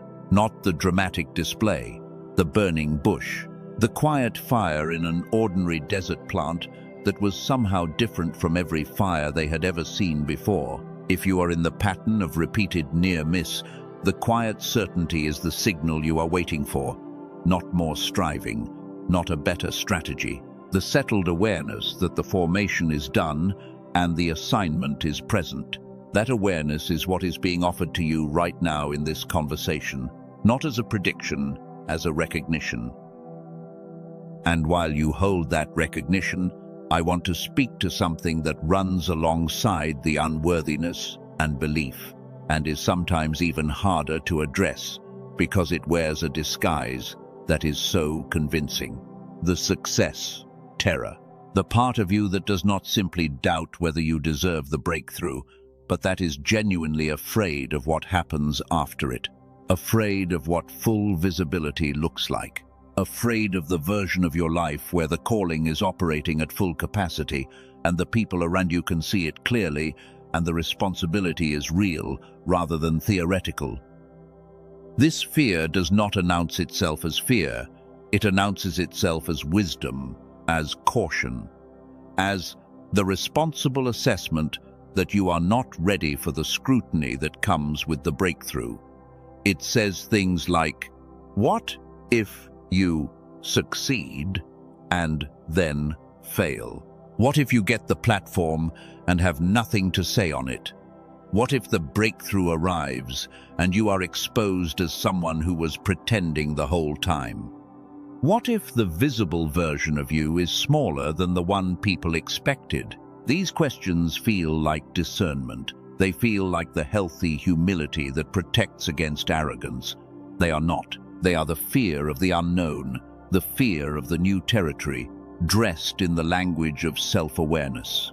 Because the person who is genuinely not ready for the breakthrough is not asking these questions with this level of sophistication. The person who is not ready is not worried about failing after they succeed. They have not thought that far ahead. The person who is afraid of being exposed as a fraud is the person who knows they are carrying something real, because only people who carry something real have the specific terror that comes with the possibility of carrying it visibly. Impersonators are not afraid of being exposed. They are already performing. It is the genuine ones who fear the exposure because the genuine thing feels too precious to risk to the evaluation of people who might not understand it. Hear this clearly. Your fear of the breakthrough is not evidence that you are not ready for it. It is evidence that you understand the weight of what it contains. The healthy fear of visibility is the fear of someone who knows the assignment is real and knows that real assignments carry real consequences and is not cavalier about the stakes. That is not a disqualification. That is the specific maturity that God looks for before He releases the level of power He is releasing over your life right now. The cavalier person is not assigned the unprecedented. The person who understands the weight, who trembles a little at the threshold, who asks the question Moses asked, "Who am I that I should go?" That person is the one who receives the burning bush, because they are the one who will carry the fire with the humility it requires. You are allowed to be afraid and still step forward. You are allowed to feel unready and still receive what is being offered. You are allowed to carry the fear as a companion rather than waiting for it to leave as a precondition of movement. The fear does not have to resolve before you can act. The grip of Chazak happens while the fear is present, not after it has been overcome. Let me give you something more specific, the permission that needs to be spoken aloud, because some things do not become real until they are spoken. So hear this. You are allowed to outgrow the version of yourself that survival built. You are allowed to let that person retire with honor without forcing them to remain in charge of a season they were not designed for. You are allowed to outgrow the relationships that formed around the wilderness version of you, and to trust that the people who belong in the next season of your life will recognize and embrace the version that is emerging rather than mourning the one that is completing. You are allowed to occupy the full space of your calling without apologizing for how much space that requires. You are allowed to be seen in the fullness of what you carry without preemptively minimizing yourself to manage the reaction. You are allowed to receive financial and material blessing without survivor guilt, without the constant background question of whether you somehow took it from someone else who needed it more. You are allowed to succeed without explaining yourself to the people who preferred you suppressed.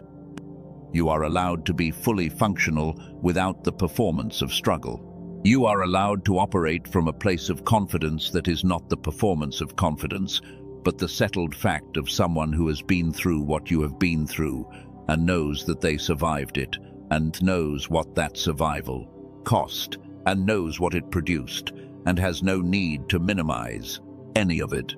You are allowed to carry Pele without apology. You are allowed to grip the calling with Chazak without permission from anyone who has not yet seen what you have survived to arrive here. And you are allowed to let the unprecedented be unprecedented, to not require it to fit the categories that made sense in the previous season, to let the new thing be new without measuring it against the familiar. The power the world has never seen before cannot be fully evaluated by the tools the world currently has for evaluation. and trying to make it comprehensible to those tools before it has had time to express itself fully is a way of shrinking it back to the size of the familiar. Do not shrink it. Let it be the size it was designed to be. There is a practical layer to this permission that connects directly to the inverse proof practice. The permission declarations I have just spoken over you are not abstract encouragements. They are neurological instructions. The brain that has been running the suppression narrative, the narrative that says wait, minimize, protect, perform, that brain has been following instructions too. Instructions installed over years of experience that said the safe move is to be less visible, less certain, less fully yourself. The permission declarations are the counter-instruction, and they need to be repeated, not once in a moment of inspiration, but regularly, specifically, in the specific areas where the suppression has been most persistent. So, identify the specific form of the permission you need most, the one that your body resists most when you hear it. That is the one to carry, not the one that feels comfortable and agreeable, the one that creates a small internal friction, the one that something in you pushes back against, the one that the residual suppression fights hardest against you accepting. That is the one that unlocks the specific territory the suppression has been protecting, and it is the one to speak over yourself until the body stops resisting it and begins instead to recognize it as home. The burning bush burned without consuming because the fire had a source that did not depend on the fuel it was burning in. Moses did not have to sustain the fire. He had only to approach it, to draw near to it without running from what it represented, to take off his shoes, which was the instruction not to prepare for the fire, but to prepare the posture that receives what the fire is offering. The taking off of shoes is the removal of the protective layer that stands between the bare soul and the holy ground. The protection that was appropriate in the ordinary desert becomes an impediment on the holy ground. The protective posture of the wilderness becomes the impediment at the threshold of the assignment. You are at the threshold. The fire is burning, and the instruction is not to be more capable or more ready or more worthy. The instruction is to approach, and the approach is what we are moving toward together right now. What comes next in this message is the most concrete, most specific, most actionable section, the place where everything we have explored, the recognition, the formation, the science, the obstacle, the Hebrew words, the practical tools, all of it converges into a form you can carry out of this conversation and begin using immediately. The place where the spiritual truth and the neurological mechanism meet at a precise point. The place where of God provision and human discovery are revealed to be describing the same reality from different angles. Do not let what has just been said take your attention away from what is about to be said, because what is coming next is the specific practical path from where you are right now to the full expression of the power the world has never seen. Stay here. The convergence is arriving. Let me tell you what was actually discovered, and I am going to give you the plain language version before the spiritual version, because the plain language version is more astonishing, and when you hear both together, you will understand why this matters for everything we have been talking about. A man named Dr. Roger Sperry spent decades in the second half of the 20th century studying what happens when the two hemispheres of the human brain are severed from each other. His split brain research, conducted over many years with rigorous methodology, showed that the two hemispheres of the brain are not simply two halves of one thing. They are two distinct modes of processing reality. The left hemisphere processes language, logic, sequence, analysis, and the management of known information. The right hemisphere processes pattern recognition, creative synthesis, spatial awareness, emotional depth, intuition, and the processing of novel, complex, non-linear information. In most people, after years of left hemisphere dominant education and adult life, these two modes are not fully communicating. The left runs the show, the right is present but muted, and the output of a person whose left hemisphere alone is managing their daily life is, by comparison to the output of a person with both hemispheres fully engaged, profoundly limited. Not because the person is less intelligent, because they are using half their instrument. Dr. Sperry proved this.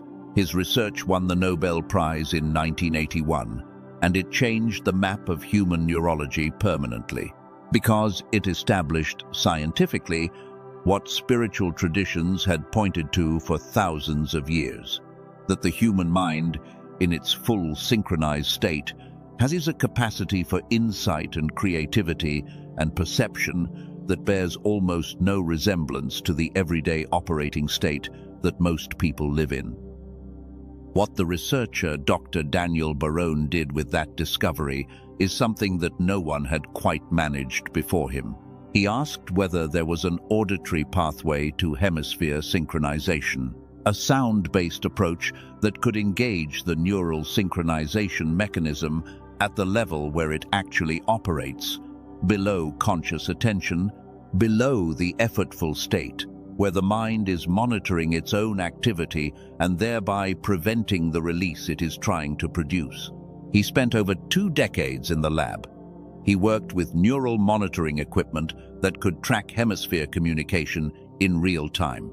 He tried hundreds of configurations, and what he arrived at was a targeted auditory sequence, 8 minutes of sound engineered with specific frequencies and rhythms and spatial elements, designed to invite both hemispheres back into the coordinated state that is their designed function. He calls it the genius switch, not a brainwave track. I want to be specific about that, because the distinction matters. Most audio tools in this space work by playing specific frequency tones intended to entrain brainwaves, to push the brain toward a particular state by repeating a frequency associated with that state. Those approaches are incomplete. They address the brain waves rather than the synchronization between hemispheres. And the synchronization is what actually matters. The genius switch is not a frequency entrainment tool.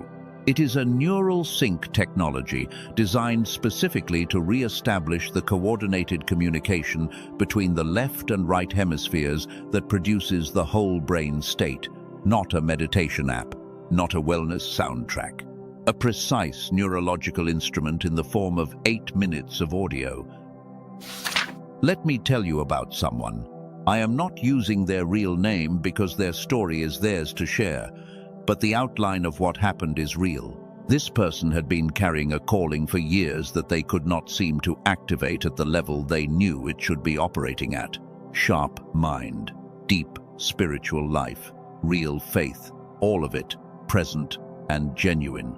But the creative breakthrough, the business move that they had been circling for 3 years, the insight that should have come but kept staying just out of reach, the sense that their brain was not quite producing at the level it used to when they were younger, these were all persistent frustrations that they had attributed to stress, to age, to circumstances, to everything except what it actually was. 2 hemispheres running on parallel tracks instead of synchronized ones. They came to Dr. Barone and his team work through a friend recommendation with low expectations. Having tried enough things to be measured in their hope, 8 minutes a day, headphones on, eyes closed, for 2 weeks, and on day 12, the insight that had been circling for 3 years arrived complete, not as a fragment, as a whole, fully formed answer that reorganized every piece of the puzzle in a single moment of clarity. Their wife noticed the shift before they could articulate it. The edges came off. The fog lifted. The humor that had been muted by years of straining toward something that kept receding came back. He said it felt like being reintroduced to himself. The version that had been present at 22 when everything felt possible and the mind moved quickly and the world was generous with its ideas. That version is not a product of youth. It was the product of whole brain activation, and it was available again when the synchronization was restored. This is the provision that has been positioned for you. The word provision, in its original Latin root, means to see in advance, to prepare for a need before it fully manifests. God provided for this moment before you arrived at this moment. The tool that addresses the specific neurological gap between your current brain state and the full activation of the power you were born with was built by a neurologist in New York who spent 20 years building it. And it was released into the world at the moment in your formation when you were ready to receive it. That is not marketing. That is the specific mechanics of divine provision. The Genius Switch is available through the link in the description and pinned comment below. Not a generic link to somewhere you have to search. Directly to Dr. Barone and his team, the only source where the actual neural sync technology is embedded. Because here is something I need to tell you. If you search YouTube or Spotify for Genius Switch tracks, or whole brain activation sequences, or neural sync audio, you will find results. Dr. Barone and his team has studied many of them. Most of them have no neural synchronization technology embedded at all. They are labeled that way for views and for revenue. The actual, precisely engineered sequence that produces hemisphere synchronization is only available through Dr. Barone and his team direct channel. There is a reason for that, and he explains it himself when you get there. But let me tell you what it costs, because the cost is part of the provision story. In-person neurofeedback sessions with a clinical practitioner cost between $250 and $350 per hour.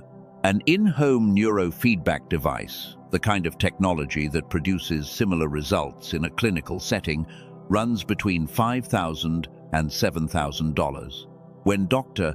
Barone and his team colleagues in the research community reviewed what he had built, their assessment was that the tool would justify a price of $500 based on the results it produces. He did not price it there. He released it at $49.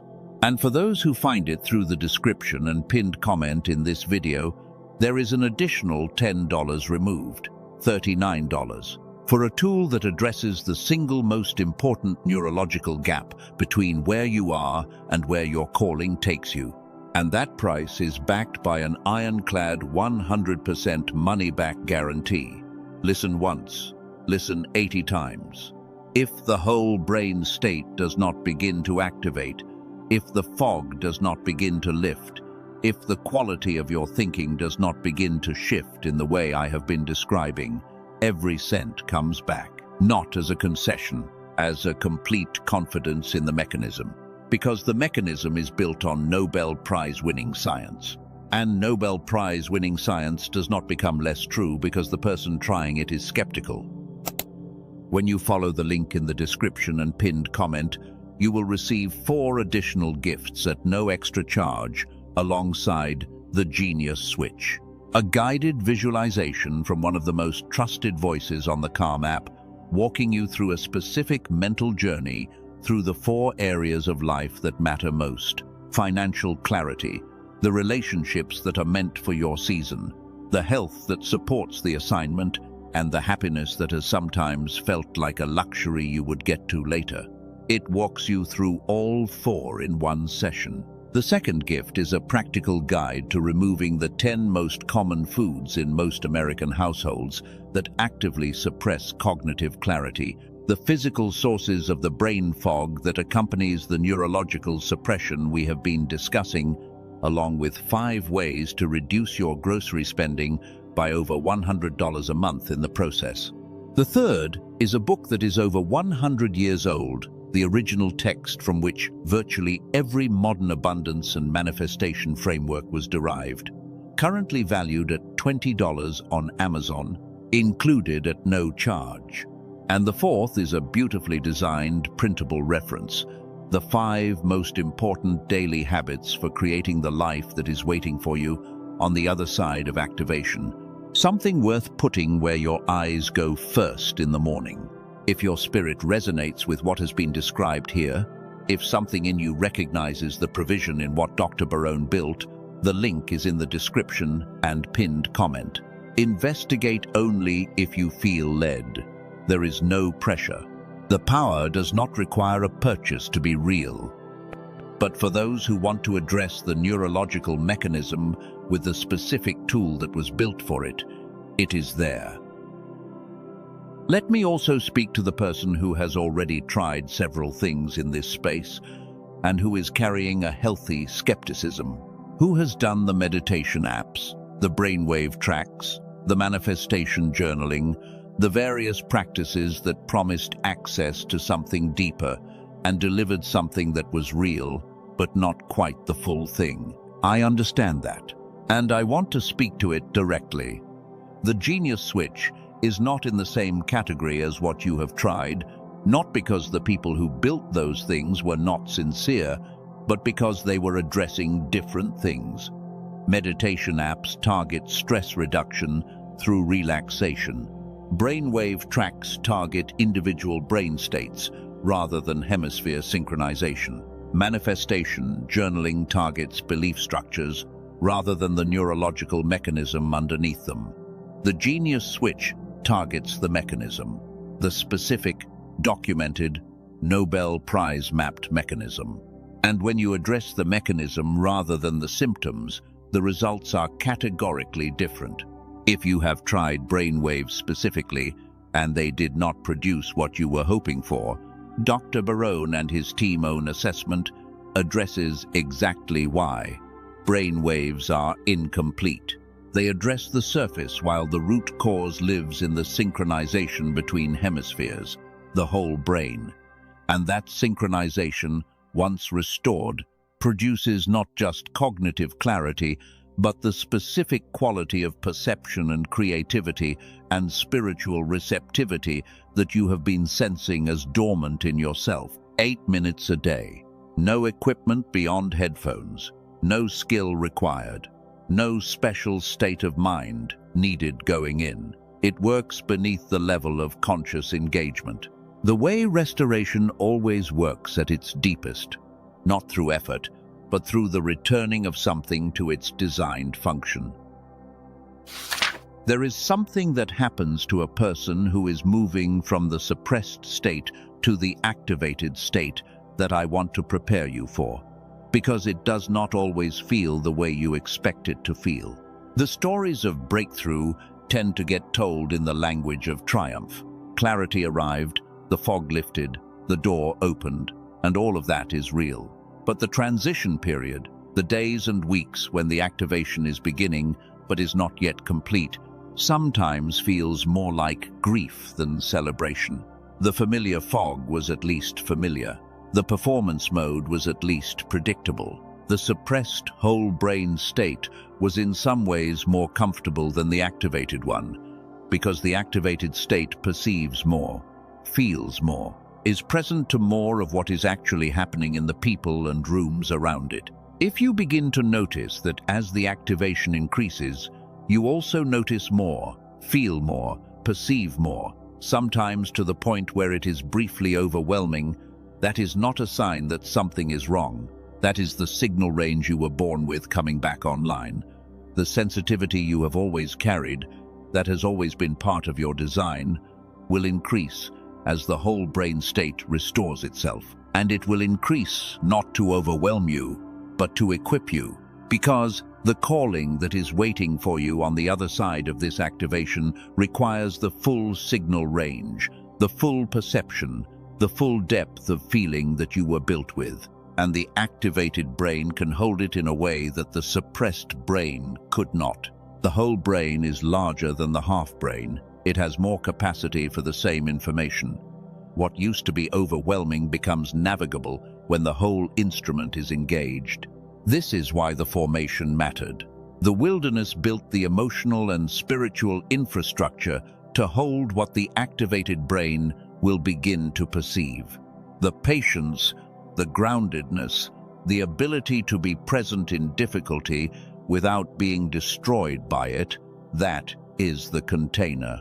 And the activated whole brain state is what fills the container with the full power it was built to carry. You are ready, not because the conditions are perfect, because the container is strong enough, because the formation is complete enough, because the God who called you has been watching the container be built, and he knows that it is ready to hold what he is now releasing into it. And now let me speak to the power in its fullest expression, because we have been describing it in pieces, and I want you to see the full picture for a moment. The person on the other side of full whole brain activation, the person whose calling has been released, whose formation is being applied, whose God-given Pele is flowing through without the suppression. What does that person look like? They look like clarity in a room full of confusion. They look like peace in a room full of panic. They look like the person who does not need to be the loudest voice in the room, but whose words carry the most weight when spoken. They look like someone whose presence changes the atmosphere, not because they are performing change, but because they are actually different, actually operating from a different level, actually carrying a signal that others can feel even when they cannot name it. They look like the people in history that we look back on and call extraordinary. Not because those people were made from different material than you, because they found their way to the full activation of what they were designed with. And what they were designed with is the same thing you were designed with. Pele, the power beyond language, the whole brain synchronized state, the calling that was sealed before the womb, the formation that the wilderness completed, the willingness to grip what is theirs with chazak and not release it, regardless of what surrounds them. That person is you, not a future you, not a potential you, not a you that arrives after another decade of trying harder.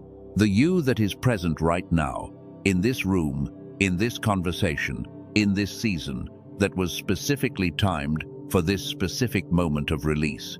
The you that said yes when it would have been completely reasonable to say no. The you that is still here, still watching, still carrying a faith that should by every calculation have been exhausted years ago. That you, that is the power the world has never seen before, and it is being rewarded right now. Now let me go back to the second Hebrew word and sit with it a little longer, because chazak does something specific for the moment we are in right now. Chazak is the answer to every form of the unworthiness belief. Not through argument, through grip. The unworthiness belief says, wait, you are not ready. Wait until you have more evidence. Wait until the timing is clearer. Wait until the people who need to recognize you have recognized you. Wait until the fear is gone and the path is visible and the risk is manageable. And Chazak says, close your hands around this and do not wait. Joshua was standing at the entrance to a land that was occupied by people who were not going to simply yield it. He had no reason, based on visible evidence, to believe that he was adequate for the task. Moses had just died. The one figure in all of Israel who had demonstrated undeniable authority from God was gone. Joshua was the next in line, not because he had proven himself at that scale, but because God had appointed him. The appointment came before the visible evidence. And God did not say to him, wait until you feel ready. He said, Kazak, grip this, act from it, not from confidence in yourself, but from the conviction that the one who appointed you is greater than the one standing in your way. That same word is for you now. Not feel ready, not wait for the fear to resolve, not gather sufficient evidence before you agree to receive what is being offered. Chazak, pick up the power with both hands and refuse to set it down. Carry it with the grip of someone who has been through enough wilderness to know that what God gives, he does not regret. that what he releases, he does not recall. That what he builds in 40 years of formation he does not abandon in the first year of assignment. There is one more thing about Moses that I need to say before we move forward. The Bible records something about him that is almost arresting in its simplicity. In Numbers, chapter 12, verse 3, the text says, "Moses was a very humble man, more humble than anyone else on the face of the earth, the most humble person on earth, the same person who stood before Pharaoh and demanded the release of a nation, the same person who stretched his staff over the Red Sea and watched it part, the same person who received the law of God on a mountain, not the most confident, the most humble." And humility, in its real form, is not smallness. Humility is not the quiet apology that your calling is big. Humility is the accurate accounting of where the power is coming from. Moses was not humble because he thought he was small. Moses was humble because he knew the power flowing through him was not his own, and he never pretended otherwise. He never reached a level of assignment that made him think the output was his. He knew it was given. He knew it was flowing through him rather than from him. He knew that the burning bush burned in him without consuming him, because the fire belonged to someone else. That is the humility that opens the fully activated state, not the humility that says, "I am too small for this." The humility that says, "The one who gave me this is greater than the one who questions whether I should have it." And that is a completely different kind of person than the world has seen before. A person who carries Pele without pride, who grips the calling with chazak without arrogance, who burns with the fire of the calling without being consumed by the heat of their own ego. That is who you are becoming. And the world does not have many of those. That is why it has never seen before what is in you. Let me also speak to the relational dimension of what is being released, because the power we have been describing does not activate in isolation. It activates in connection. And as the whole brain state comes more fully online, the quality of your connections is going to shift in ways that may surprise you. Some relationships that have been comfortable will become uncomfortable. Not because you will become difficult, but because the fully activated version of you occupies a different relational register than the suppressed version. The conversations that the suppressed version could sustain for hours, the ones that stayed safely at the surface, the ones that required you to leave the deeper, more perceptive, more real parts of yourself outside the room, those conversations will feel like wearing clothes that no longer fit. And other connections you have not yet made, are going to arrive. The people who can carry a conversation at the level you actually think and feel and perceive. The collaborators who understand the same language. The relationships that do not require you to simplify yourself before you show up. These connections do not arrive on a schedule. They arrive as a consequence of the activation, because when the whole brain state is restored, the frequency you carry changes. And frequency calls to frequency. The people who are built for the same assignment recognize each other not through a process but through a resonance. The kind of resonance that says, finally, someone who understands the whole language. This is part of what God is releasing. Not just the internal activation, not just the cognitive clarity and the creative breakthrough and the spiritual perception, but the relational ecosystem that is appropriate for the assignment. The people who are supposed to stand with you in the next season are being drawn toward you right now, not by your effort, by the frequency that is becoming more fully yours as the power activates. Think about what the activated life looks like in its everyday texture, because the calling is not only the big moments, it is not only the dramatic breakthroughs and the visible season changes. The calling lives in the ordinary days too, in the days when you are doing small things with a quality of presence that is anything but small.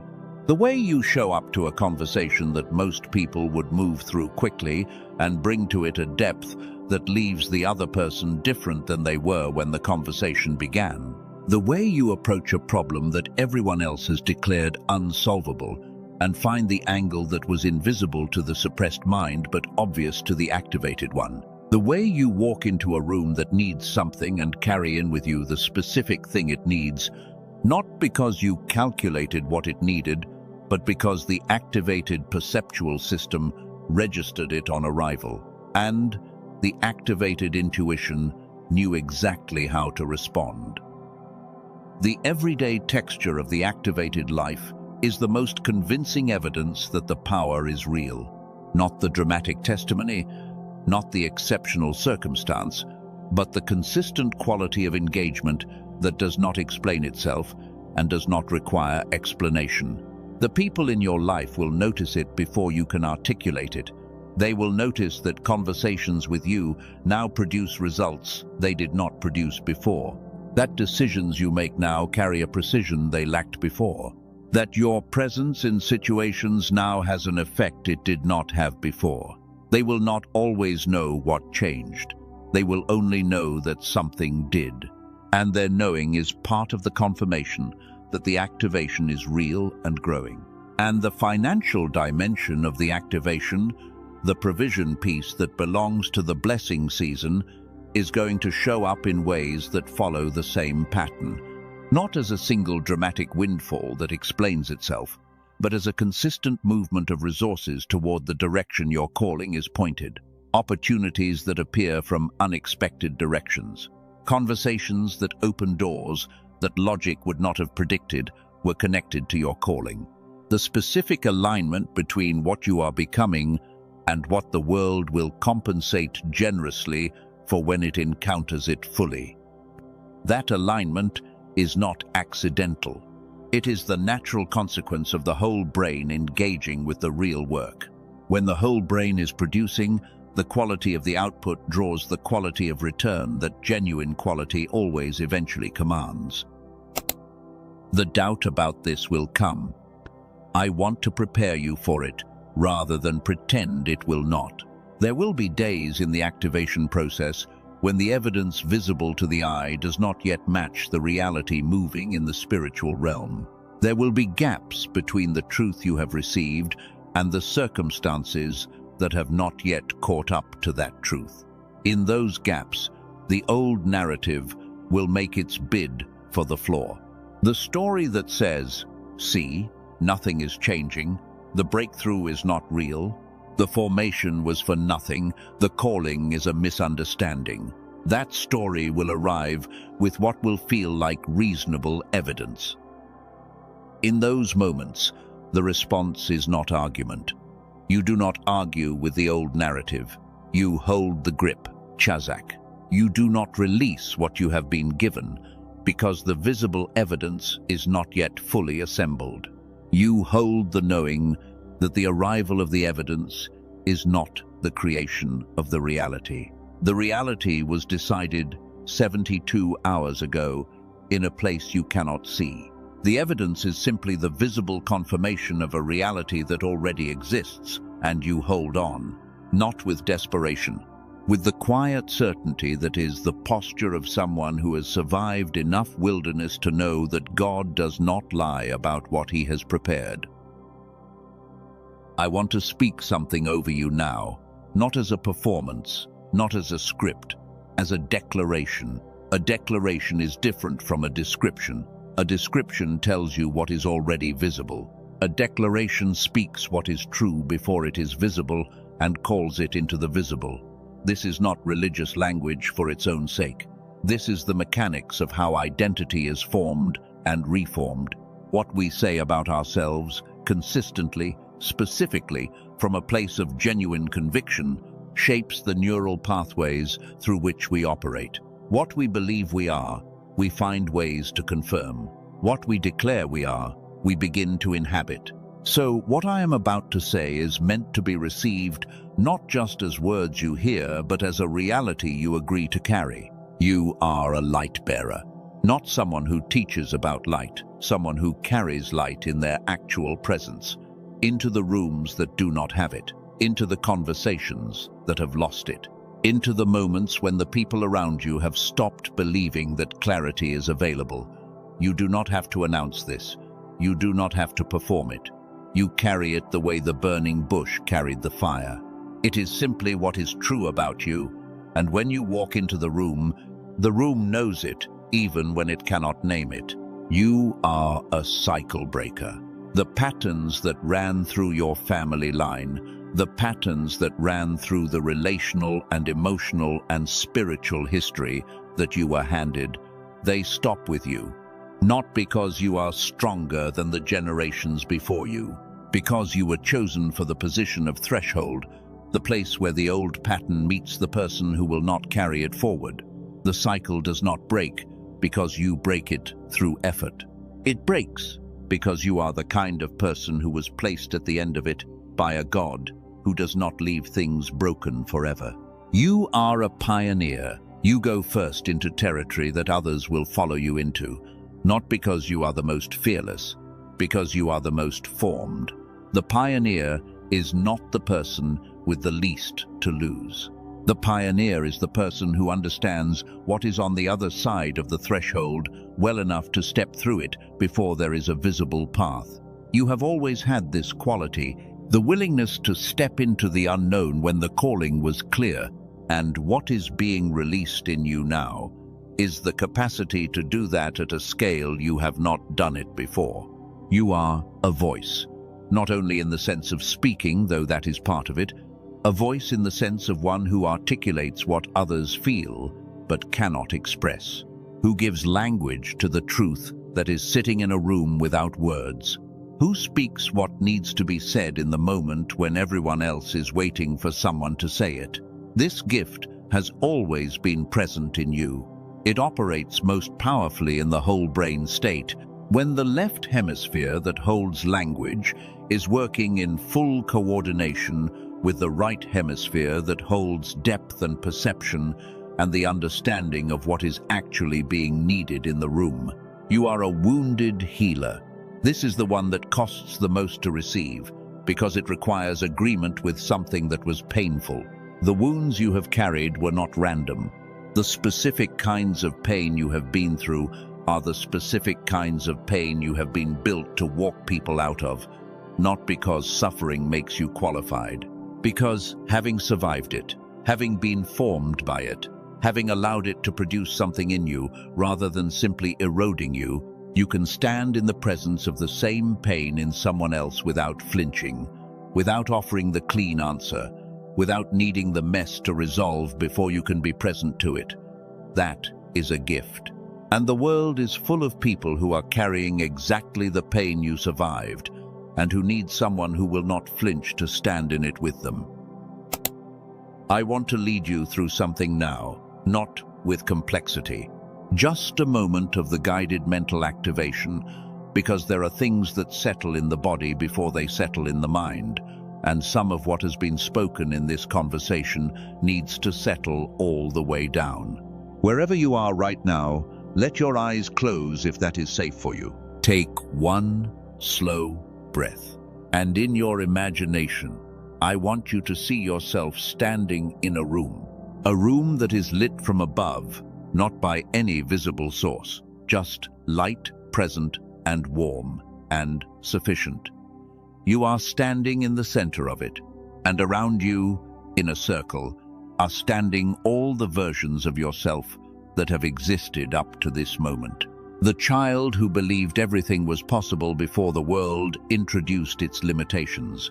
The young person who carried the full fire of the calling before the wilderness took the temperature down. The person who survived the first major disappointment, and the second, and the third. The person who is here right now, still watching, still present, still capable of receiving what is being offered. They are all here. They are. And they are all looking at you with the same expression, not expectation, not demand, recognition. They know what is in you. They have always known. And from above, in the light that has no source, feel something descend, not a feeling that you manufacture, a settling. the way a weight settles into its natural resting place, the way a hand comes to rest on a shoulder that needed contact. This is the activation, not of something new, of what has always been there, the fire that burns without consuming, the whole brain state that was natural in childhood, the Pele that was placed before the womb, the calling that the wilderness was preparing for.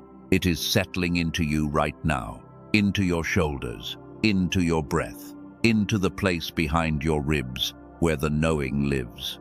Take one breath and let the agreement be real, not performed, not convinced, simply received. The agreement that says, yes, this is mine. I receive it. I carry it without apology.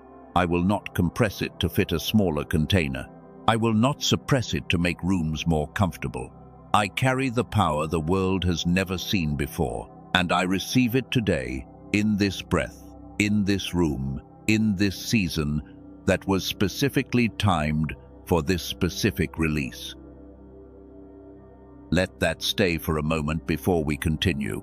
The activation does not need to be dramatic to be real. The most real things tend to arrive quietly. A slight shift in the breath, a warmth that was not there before, a settled quality in the thinking that has a different texture than the usual running. That is enough. That is more than enough. There is something I want to share with you, a story about someone who did what we have been describing. Someone who, after years of straining toward an assignment they knew was real, made the decision to stop straining, not to give up, to stop straining. There is a profound difference between those two things, though from the outside they can look similar. Giving up releases the calling, stopping the strain releases the performance. And this person, 11 years into a calling that had produced significant fruit in others, but relatively little visible breakthrough in their own life, decided to practice what we have been calling the inverse proof practice. Not as a strategy, as an act of trust. For 60 days they practiced deliberate non-performance. They stopped explaining their calling to the people who had not yet seen it. They stopped pushing the doors that had not opened. They stopped filling the silence with activity designed to demonstrate that they were still pursuing, still faithful, still worthy of the thing they were waiting for. And instead, they got still. They went back to the basics of what they knew was true before anyone else had confirmed it. They spoke those truths quietly, daily, into the silence, and they waited, not passively, but with the specific quality of waiting that Moses developed in the wilderness. The quality that knows the time is coming and does not need to manufacture it. On day 47 of those 60 days, a call arrived from someone they had not spoken to in almost 3 years. Someone who had been a significant influence in their earlier life and who had no reason, from a human logic standpoint, to call at that particular moment. The call became the opening for the most significant shift in their assignment, something that they could not have arranged, that they had not been pushing toward. That arrived not because of what they had manufactured, but because they had stopped manufacturing and started allowing. They proved themselves in the silence before they promoted themselves in the public. And what arrived was not what they would have created. It was better. It was Pele. Let me give you a moment here that is different from the rest of what we have been doing. Not a moment of receiving, a moment of breathing out. You have been listening for a long time. You have been present for something that asks a lot of presence. And there is a kind of receiving that only happens when the receiving is followed by release. When what came in is allowed to settle rather than being immediately organized into action items or analyzed for credibility or filtered through the skepticism that protects you from false hope. So, just for a few seconds, nothing is required from you. No agreement, no next step, no decision to make or application to figure out. Just the breath in and the breath out. The body in the chair or the car or wherever you are right now. The fact that you showed up to this conversation and stayed, the fact that something in you is still saying yes to the possibility that the power you have always sensed inside yourself is real and is being activated. Just sit in that fact. It is a good place to sit. Now, there are some things I want to name about the identity you are carrying into the next season, because identity does not shift through single realizations. It shifts through the daily practice of speaking what is true before it is fully visible, through the repeated choosing of the story that is accurate over the story that is familiar, through the slow, consistent replacing of the belief that served the wilderness with the belief that will serve the assignment. Every morning is a declaration opportunity, not in the sense of loud performance, in the sense of the quiet agreement you make before the day begins about who you are and what you carry, not who you are trying to become, who you already are. Because the already is the foundation. The already is what the formation produced. The already is what the Pele is. And the declaration is simply the daily agreement to carry it consciously rather than accidentally. Here is what that might sound like. Not as a script to repeat word for word, because the power of declaration is in its specificity to the one making it, but as a direction. Something like, today I carry what was placed in me before the world had input. Today I carry the whole brain state that is being restored. Today I carry the formation of every season that did not break me. Today I am a light bearer, a cycle breaker, a voice, a pioneer, a wounded healer. Today I do not apologize for the size of what I carry. Today I hold it with chazak and I let it burn without consuming me. Today the world will see something it has not seen before, not because I am performing it, because it is simply what is true. Say something like that in the morning, not dramatically, quietly, in the space between sleep and the noise of the day. Let it be the first agreement before the world agreements have a chance to queue up.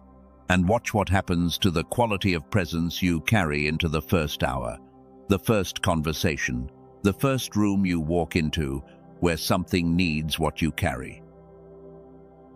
There are people watching this right now who are on the edge of the most significant transition of their lives, not dramatically, not obviously, not with any fanfare from the world around them, just the quiet knowledge that something is shifting, that the season that has been building for a very long time is arriving at its moment of release. And they are standing at the threshold of it with a mixture of readiness and terror that is completely appropriate. That readiness and terror are both welcome. Both of them belong in the person who is about to step into something real. If you are that person, I want to say this directly to you. The threshold is not an obstacle, it is the actual beginning. Everything on this side of the threshold has been preparation. The wilderness, the formation, the signs, the recognition, the practical tools, the neurological restoration, the identity declarations, all of it has been leading to this edge. And the edge is not the dangerous place. The dangerous place was the middle of the wilderness, when you could have left and you stayed. The threshold is the reward of having stayed. Walk through it. And if you are not yet at the threshold, if you are still in what feels like the middle of the formation, still in the part of the story where the burning bush has not yet appeared and the 40 years are not yet done, hear this. You are not forgotten. The formation is specific, and it is precise, and it is being used even when you cannot see how. Every season of the Moses story that looked like wasted years was being used by a God who does not waste anything. The years are being used. The quiet is being used. The invisible is being used. And the threshold is ahead of you. Specifically, personally, precisely timed. I also want to speak to the person who has been carrying this calling alone, who has not had the community around them that the assignment requires, who has had to sustain the faith without the reinforcement of people who understand the language. That isolation has been painful in a specific way that is hard to describe to people who have not experienced it. The kind of loneliness that is not the absence of people, but the absence of people who can speak the same things, who can hold the same frequency, who can look at you and see what is there without needing you to explain it first. That isolation is ending, not all at once, and not without your participation in the movement toward it. But the relational ecosystem that was described earlier, the connections that are drawn by frequency rather than effort, those connections are beginning to form. The people who carry what you carry, who have been through what you have been through, who have been formed in ways that give them access to the same frequency, they are looking for you too. And as the activation increases, as the whole brain state comes more fully online, the signal you carry becomes clearer, and the people who are built to receive it begin to find you. Not through a platform, through the quiet, specific, inexplicable drawing of kindred formation toward kindred formation. You will not be alone in this next season the way you have been alone in the previous one. The God who knew you before the womb has also been preparing the people who are meant to stand with you. And they are close, closer than you think. Let me come back to the science one more time, not to repeat what was already said, but to add the piece of it that matters most for where we are in this conversation. Because the whole brain state, the neural sync technology that Dr. Barone built, does something specific that connects directly to everything that has been described about the power you carry. When both hemispheres are synchronized, the brain does not just become smarter in the conventional sense, it becomes more permeable, more receptive to inputs that the purely analytical mind filters out. The subtle, the faint, the things that exist at the edges of normal perception that the left hemisphere dominant brain categorizes as noise. In a person whose right hemisphere is fully engaged in partnership with the left, those signals are not noise, they are signal. The barely perceptible shift in another, the person energy. The almost imperceptible door opening in a situation that seemed closed. The intuitive pull toward a direction that has not yet been validated by visible evidence. These are the inputs that the synchronized brain receives and processes. And these are precisely the inputs that the spiritual dimensions of a chosen one life most depend on. The ability to hear in the frequency that most people cannot register. The ability to perceive what has not yet become visible. The ability to be led by what is not yet confirmed by external evidence. This is why the restoration of the whole brain state is not just a cognitive upgrade, it is a spiritual recalibration. It is the restoration of the full sensory range that was placed in you at creation, the full signal width, the full capacity to hear, to perceive, to receive, to discern. And Dr. Barone and his team tool addresses it at the neural level, at the level of the mechanism, so that the restoration is structural rather than dependent on your emotional state or your spiritual performance or the quality of your meditation practice on any given morning. 8 minutes, headphones, eyes closed. The mechanism does its work.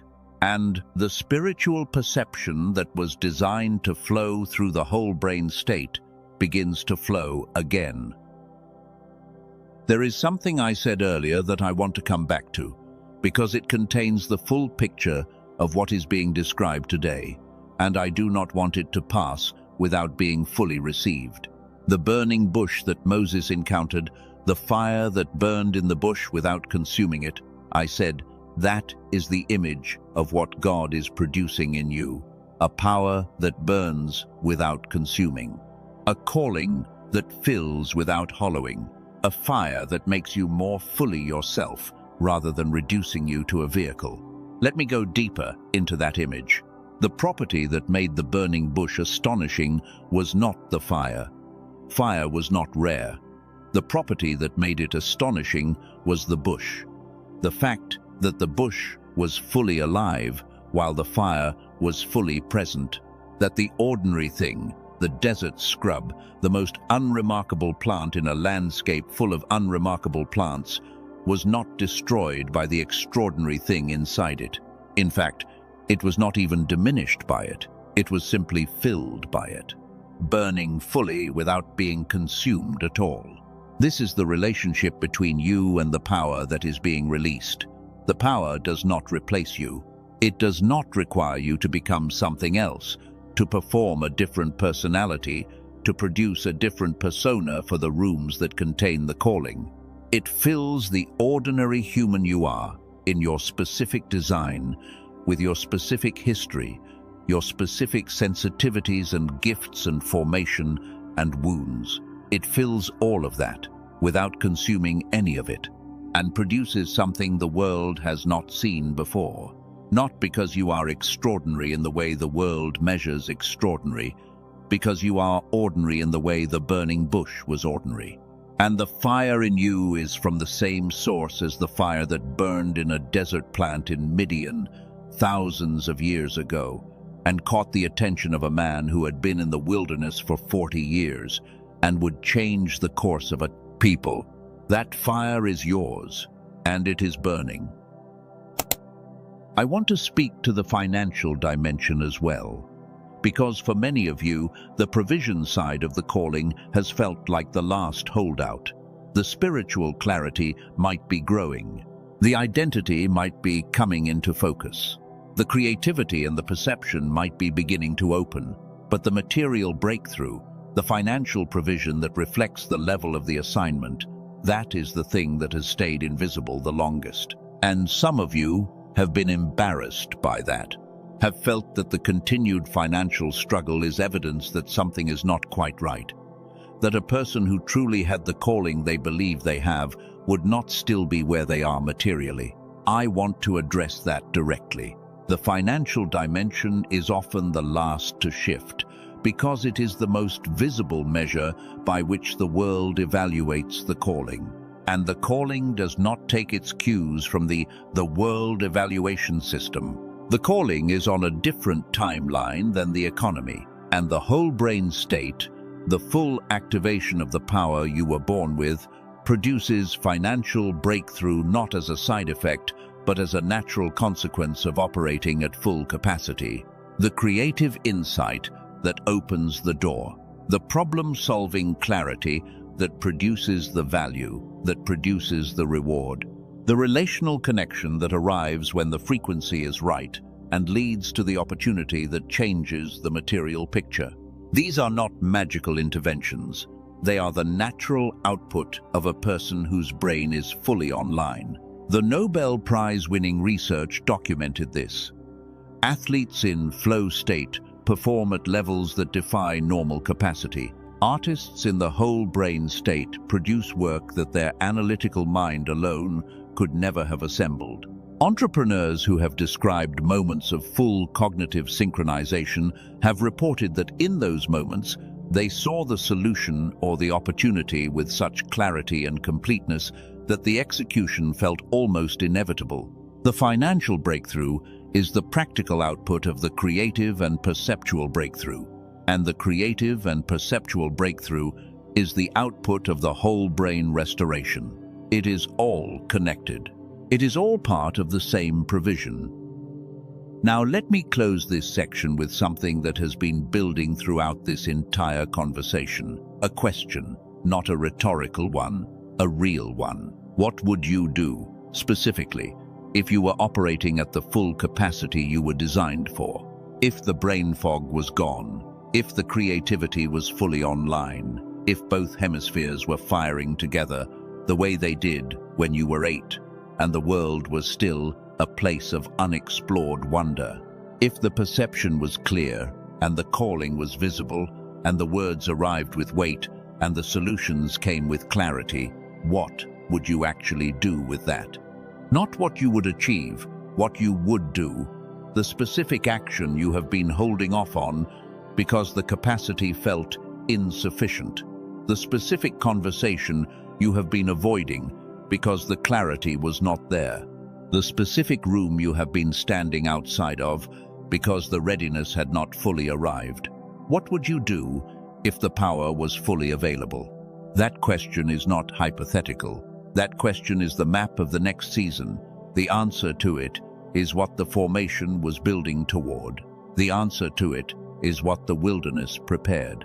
The answer to it is what the whole brain restoration makes accessible. And the answer to it is what God is asking you to step into right now, not in some future season when all the conditions are finally aligned, but in this season, in this conversation, in this moment of release. Hold that answer, carry it with Chazak. Let it be the fire in the bush that burns without consuming you, and let the world see something it has never seen before. There is a dimension of this question, the question of what you would do at full capacity, that deserves a specific kind of attention, because the answer to it reveals not just what you want to accomplish, but what you were designed to change. And what you were designed to change is almost always larger than what you were designed to build for yourself. The chosen one is not activated for personal benefit alone. The activation is for the benefit of the people and situations and systems that need what the chosen one carries. The full capacity version of you is not primarily a better version of your individual life, though it includes that. It is primarily a more effective instrument for the work that was assigned before the wilderness, before the formation, before any of the circumstances that have shaped your story. This is important to hold because the activation can be misdirected. The whole brain state can be applied to goals that are genuinely good, but that are smaller than the assignment. And when the power is being poured into the smaller goal, the soul registers a misalignment, not a guilt, a restlessness, a sense that even in the succeeding, something is not fully satisfied, because the instrument is more powerful than the use case. A light that is designed for a stadium does not find its full expression illuminating a small room. The small room might be genuinely grateful for the light, but the light knows it was made for more. The calling you carry is stadium scale, not in the sense of fame or visibility necessarily, though for some of you that will be part of it. Stadium scale in the sense that the number of people it is designed to reach and the depth to which it is designed to reach them is not small. The way Moses was not working toward a personal life improvement, but toward a national liberation. The way the burning bush was not a private experience between one man and his God, but the beginning of a story that would change the shape of history. Your activation is for a purpose that extends beyond your own comfort. And part of what is being released in this season is the specific clarity about who that purpose serves and how. Some of you have been sensing this for years without being able to describe it. The feeling that your life was somehow meant to be a resource for others rather than just a destination you were working toward. That the fullness you kept almost arriving at was not primarily for your own enjoyment, but for your own equipping. That the gifts you carried were always a little larger than your personal needs required. That the calling in you had people attached to it, specific people in specific circumstances who needed specifically what you carry. If you have felt this, you were not romanticizing your significance. You were correctly reading the design. The power in you has a direction, and the direction is outward as well as upward. The activated life, the life lived from the full whole brain synchronized state with the full God-given Pele operating without suppression, looks like someone who is both a recipient and a conduit, who receives the blessing and simultaneously becomes a channel for it to flow through into the lives of the people they are assigned to, who is both an end point and a starting point, who completes a sentence in their own story while beginning a sentence in someone the other person. This is the unprecedented quality, not just what you receive, but what flows through you as a consequence of what you receive. Not just the light that falls on you, but the light that passes through you and falls on the people who are standing in your shadow. Let this land. You were not just formed for you. You were formed for the people who need the version of you that the formation produced. And those people are real. They have faces and circumstances and specific needs that match with specific precision to what you carry. They are in your world already in some cases, and they are being brought to your world in other cases. And when the activation is complete, when the whole brain state is restored, and the Pele is flowing without suppression, and the Chazak has taken firm hold of the calling, you will begin to find them. Or more precisely, you will begin to recognize them. Because they have been there all along, and the activated version of you will see them the way the activated version of Moses saw the enslaved people in Egypt, not as background figures in the other person's story, but as the specific people he was formed to serve. That recognition is part of what is coming. There is a prayer I want to close with. Not as a performance, not as the kind of closing ceremony that sounds religious without being real. A real prayer. Spoken not to fill the space, but because there are things that need to be spoken over your life that are better said directly to the one who can act on them than described abstractly to a listener. If you are willing to receive this, lean in. Father, I am speaking on behalf of the one who is listening right now, the one who showed up to this conversation. Not by accident, not by random chance, but because you placed this in their path at the moment, in their formation when they were ready to receive it. You know them by name. You know every season they have survived. You know the weight they have been carrying and the faith that has been carrying them and the specific quality of endurance that the wilderness built in them over the years that should have ended the story but did not. You have been watching, and you have been building, and I am asking, in this moment, for the full release of the reward you have been preparing. Not the partial release, not the taste of it, the full thing. The power the world has never seen before in this person. The whole brain state that was designed before the womb. The Pele that you placed in them before the world had input. The creative genius that the system suppressed, but did not remove. The spiritual perception that runs at a frequency most people cannot register. The compassion that came from suffering. The clarity that came from formation. The steadiness that came from the wilderness. The full version of what you built, released now, in this season, in this life, through this ordinary person who carries a fire that burns without consuming, and let the world see it, not for their glory, for yours. Let the rooms they walk into know that something is different. Let the words they speak land with the weight that comes from two hemispheres fully engaged. Let the creativity flow through them at the level it was designed to flow. Let the provision come in the form that reflects the level of the assignment. Let the relationships they are meant to walk with arrive in this season.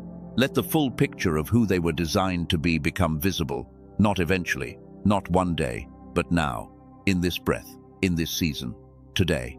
Because you did not form them for the wilderness, you formed them in the wilderness, and the formation is complete. There is something that happens in the space right after a prayer like that, in the silence that follows the words being spoken. The prayer does not end when the speaking ends. It continues in a register that the voice cannot reach. And in that continuation, something happens that the analytical mind is not equipped to measure. A settling, a receiving, a quiet alignment between what was asked and what was already being prepared before the asking. The prayer is not the request that initiates the action. The prayer is the acknowledgement that the action was already in motion, and the speaking of it out loud is the human participation in what God has been doing without the human needing to manage it. So, in the silence after that prayer, I want you to do something specific, not a technique. A posture. I want you to close your eyes, if you are in a place where you can do that, And I want you to see yourself standing in a room, not a symbolic room. Yours, the one you are actually in right now. But see it the way it will look in 6 months when the activation has been underway for a season, not dramatically different on the outside. The same walls, the same light, but a different presence in it. You, standing in that room, having been through the process of restoration, the whole brain state more fully online, the creative clarity more consistently available, the spiritual perception more fully operating without the interference of the suppression, the words coming more naturally, the decisions being made from a depth of access that the suppressed version could not produce. Feel what that version of you carries, not the fame or the achievement, if those are relevant to your calling, but the internal state of that version of you. The quality of their groundedness, the quality of their presence, the quality of their peace. Not a peace that comes from the absence of challenge, because the challenges at that level are going to be as significant as the calling is significant, but a peace that comes from being accurately placed, from knowing that you are in the right season, doing the right thing with the right people at the right level of capacity, the peace of full alignment, the peace that passes understanding, because it does not rest on the logic of circumstances, but on the settled fact of being where you were made to be. That version of you is not a fantasy. It is not an aspiration that exists only in an ideal world where everything aligns perfectly. It is the natural outcome of the process that this conversation has been describing. The formation was the prerequisite. The activation is the present moment. The full expression is the near future. And the person standing in that room is you, moved forward by exactly the distance that 6 months of operating from the whole brain state with the full Pele flowing without suppression would produce. See their eyes, not what they look like to others, but what they see, how they look at the world, with what quality of attention, with what quality of compassion, with what quality of interest in what is actually happening rather than what is being performed. The activated version of you sees differently, not because your eyes changed, but because the full perceptual instrument behind them is engaged. And the world that the full perceptual instrument sees is richer, more layered, more interesting, more full of the kind of meaning that the suppressed perceptual state had to simplify in order to cope with the volume of information. The world of the activated chosen one is not a simpler, easier world. It is a world with more visible meaning in it. And more visible meaning is one of the primary gifts of the whole brain state. Let that image rest in you for a moment, not to strive toward it, not to plan how to manufacture it, just to register that it is real, that the person in that image is a legitimate destination, not an impossible ideal, and that the distance between where you are now and where that person is standing is not a distance of years of effort. It is a distance of activation, of the covering coming off, of the whole brain coming back online, of the Pele flowing without the interference that has been slowing it. The distance is real, the path is real, and the path is shorter than the wilderness made you think it was. The burning bush is close. There is another dimension of the sacred closing that belongs here, not the petition for what has not yet arrived, because that has already been spoken, but the acknowledgement of what is already present, because part of the formation is learning to receive gratitude not as a performance of positivity, but as an act of accurate perception, the ability to see what is already true, what has already been given, what has already been built in you by the wilderness, and the formation is itself part of the activated state. And the activation begins not with receiving what is coming, but with accurately perceiving what is already here. What is already here in you, as of this moment, is not small. The endurance that the wilderness produced is not small. The depth of compassion that the wilderness produced is not small. The capacity to be present with suffering without being destroyed by it, that you developed over years of being with your own, is not small. The spiritual sensitivity that has been sharpened by the long season of needing it to navigate when there was no other compass available is not small. The wisdom that comes from having been through the cycle of hope and disappointment and hope again, without losing the capacity for hope, that is not small. These things are already in you. They are already active. They are the inheritance of the formation, and they are the foundation on which everything else is being built. The gratitude for what is already present is not a consolation prize. It is the honest accounting of what the wilderness invested in you while you were experiencing it as loss. The formation was not taking, it was building.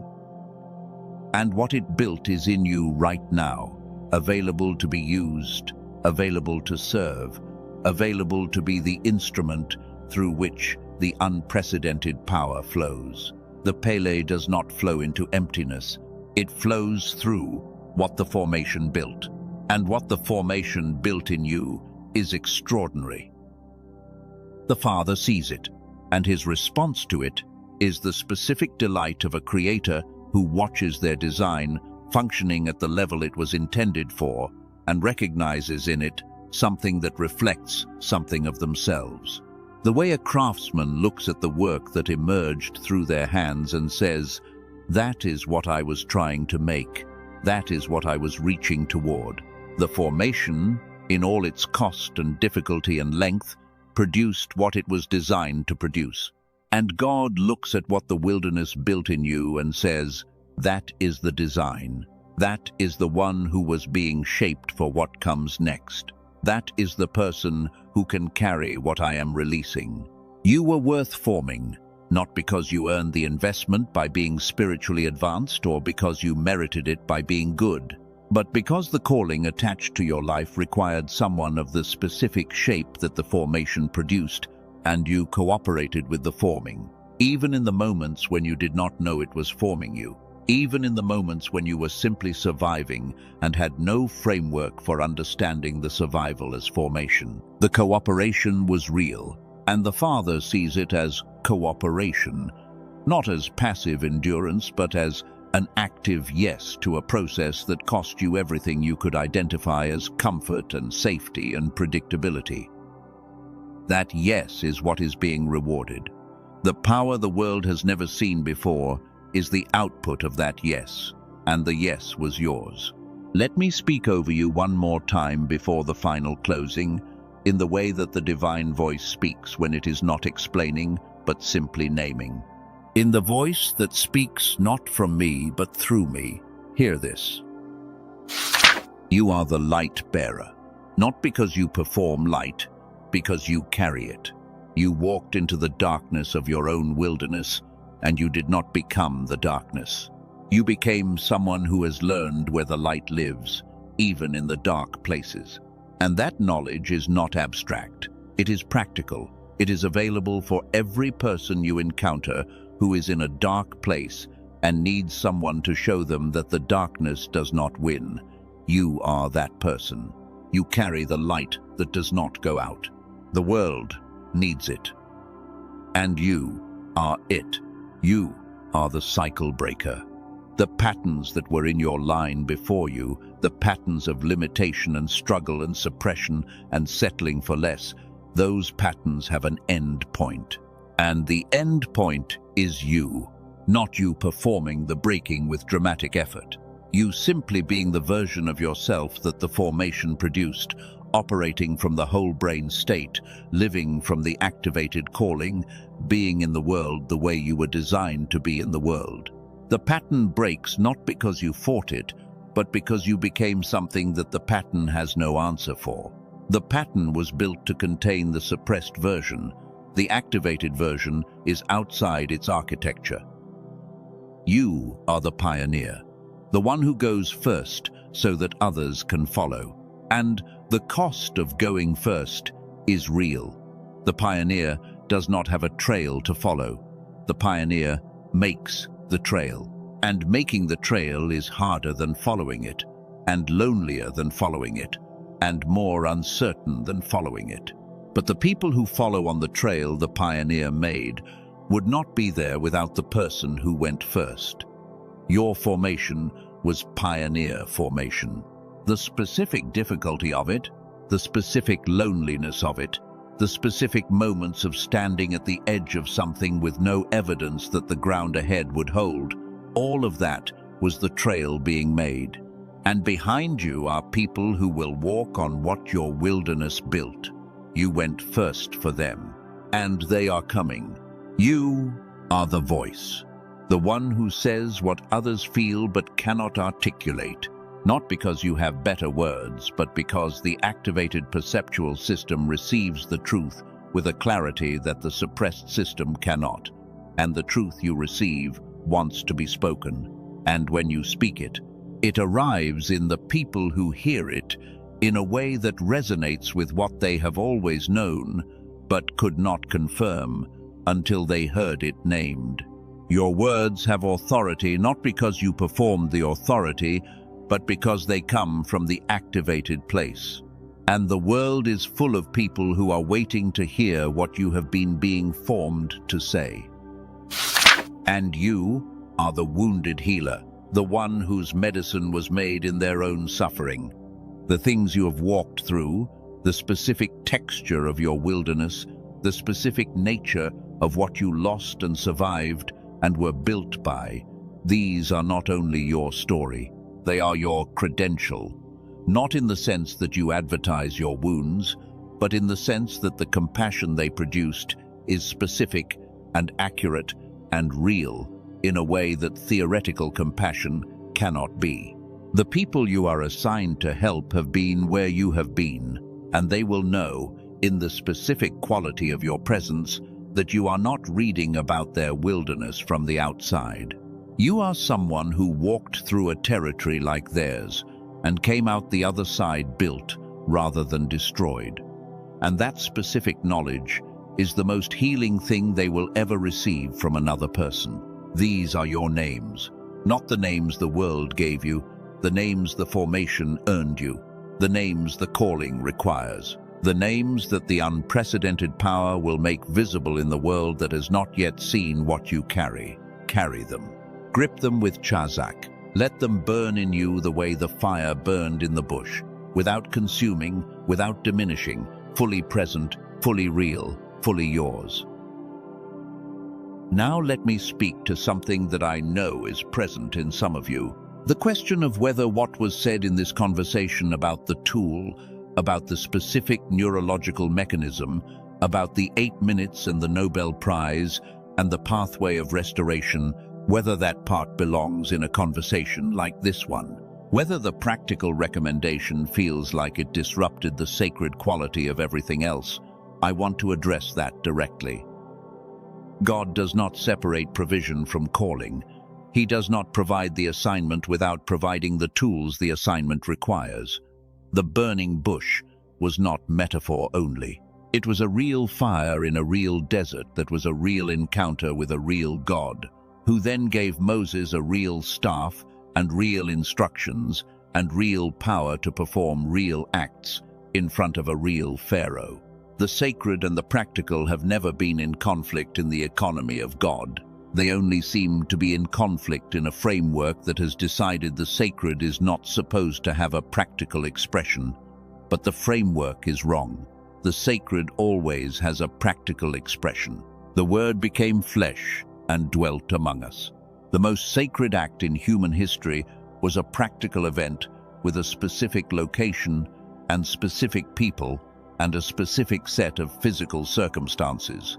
The God who designed the universe designed it with both the spiritual dimension and the neurological mechanism. And the tool that addresses the neurological mechanism is a provision from the same source as the word that addresses the spiritual one. Both are part of what is being released. Both are expressions of the same unprecedented power, and you do not have to choose between them. You were made for both. There is a word in the book of Joel, chapter 2, verse 25, that belongs in this moment. God says to a people who have watched seasons of their harvest be consumed by forces they could not stop. I will restore to you the years that the locust has eaten. The years, not the year, the years, plural. Everything that was consumed, not replaced one for one. The original Hebrew word for restore in that passage is shalom. And shalom does not mean to replace what was taken with what was taken. Shalom means to be made complete, to be brought to a state of wholeness and fullness and overflow that exceeds the original state. The image in the original language is of a debt being repaid with interest, not the amount borrowed.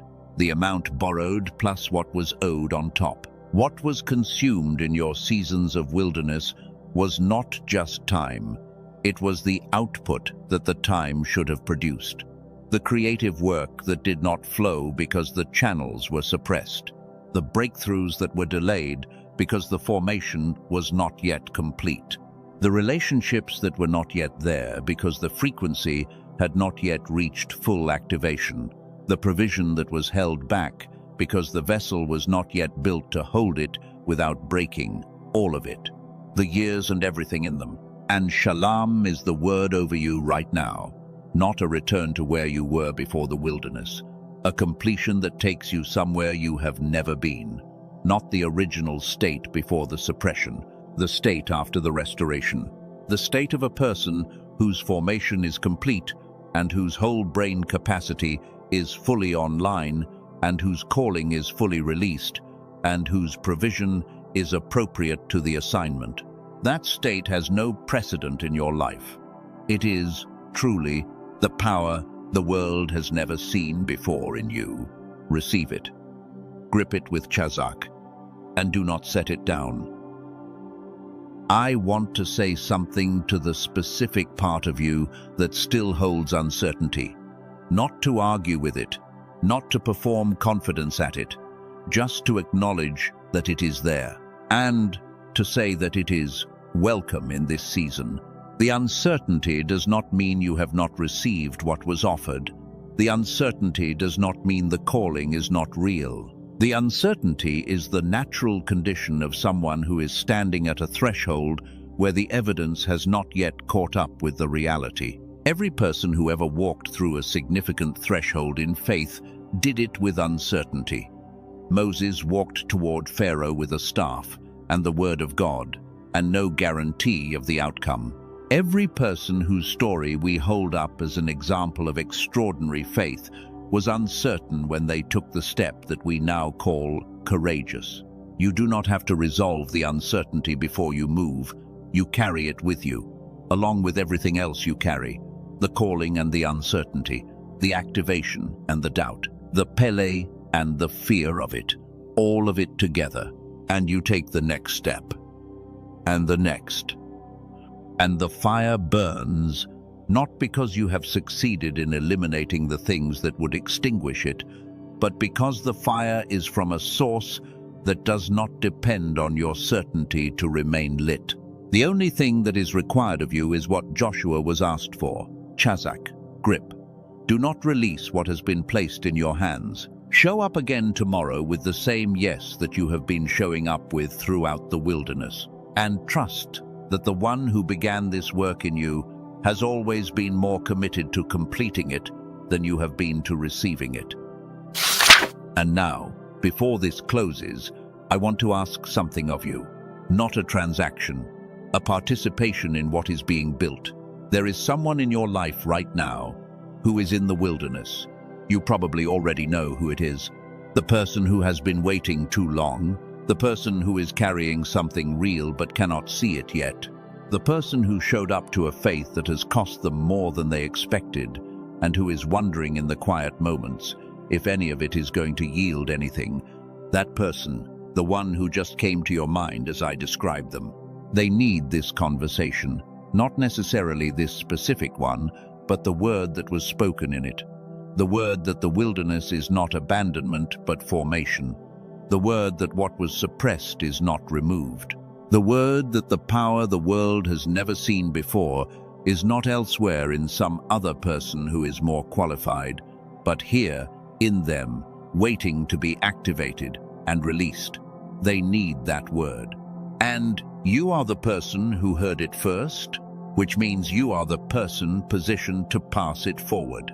Share this right now, if you are willing, not as promotion, as the specific act of a person who understands that the word that changed their perspective was not meant to stop with them. Type a person name in your mind right now, someone who needs this, and send it to them, or speak it to them, or simply tell them, I found something today that I think is meant for you. That act of passing it forward is not small. It is the way the word reaches the person who was supposed to receive it through the channel of someone who already received it. You became a carrier of this word the moment it landed in you, and the word wants to travel. If the identity declarations that were spoken over you today have landed, if the light bearer and the cycle breaker and the pioneer and the voice and the wounded healer are the names you want to carry out of this conversation, let them be yours publicly for a moment. Type in the comments below, I carry what the world has never seen, not for an audience. As a declaration, because declarations do not require an audience to be real, but they are made more real when they are spoken aloud, even in text. Let it be the moment you publicly agree with what has always been true, that you carry something, that it is real, that the world is about to see it. And if something moved in you during this conversation, if even a single sentence arrived in a place that needed it, press the like, not as a transaction, as an amen, the way you would quietly nod at something true, the way you would agree in a room where the agreement matters. Let the amen be visible. This channel exists because there are people exactly like you who need to hear on a consistent basis that the calling is real, that the formation is not abandonment, that the power in them is not imaginary and is not finished. If this is the kind of word you want to receive with regularity, stay. The conversations ahead are built for exactly the season you are in. They are built for the person who is at the threshold, who has been through the wilderness, who is ready for the full release of what has been prepared. That is the community that lives here, and you are welcome in it. There is a final word I want to speak, not as a closing ceremony, but as a real last word, because the last word shapes what you carry out of a conversation. And I want to be intentional about what I send you back into your life with. The last word is this. What God has built in you is not finished. It is beginning. Everything that has been named today, the formation and the activation and the calling and the power, all of it is the foundation of what is being built, not the completion of it. The burning bush caught Moses on his way to something, not as the destination itself. The confrontation with Pharaoh had not happened yet. The Red Sea had not parted yet. The law had not been received yet. The promise had not been fulfilled yet. The burning bush was the beginning. The confirmation that the one who called you has not forgotten you and is actively in motion. You are at the burning bush. The full expression of the power is ahead of you, not behind you. The most astonishing chapters of your story have not been written yet. The rooms that will be changed by your presence are rooms you have not yet entered. The words that will land with the weight of the fully activated whole brain state in the people who need them are words that have not yet been spoken. The creative breakthrough that comes from both hemispheres fully engaged is a breakthrough that has not yet arrived.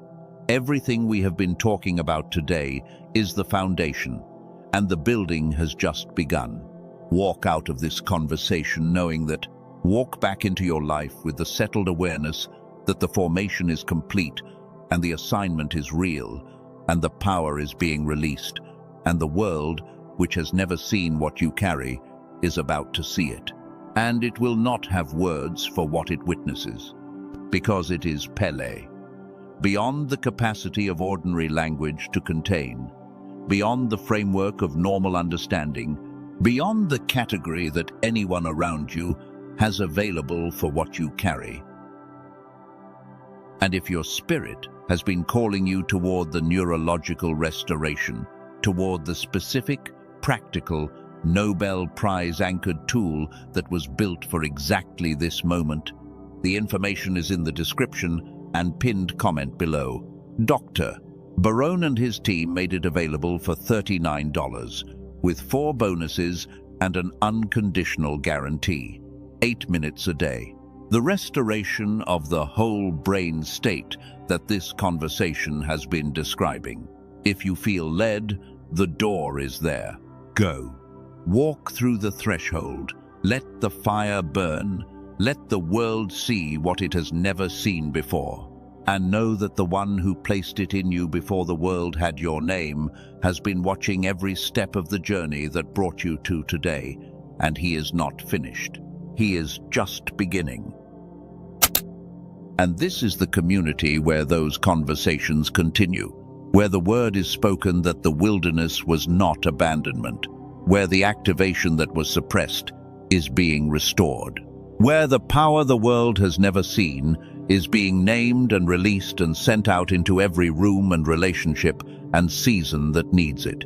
If you want to remain in that stream, subscribe, not as a content decision, as a belonging decision, as the choice to remain in a community of people who are in the same formation, who carry the same frequency, who are on their way to the same threshold. They are here, and you belong here with them. This is not the end of what is being built in you. This is a doorway, and on the other side of it is a version of your life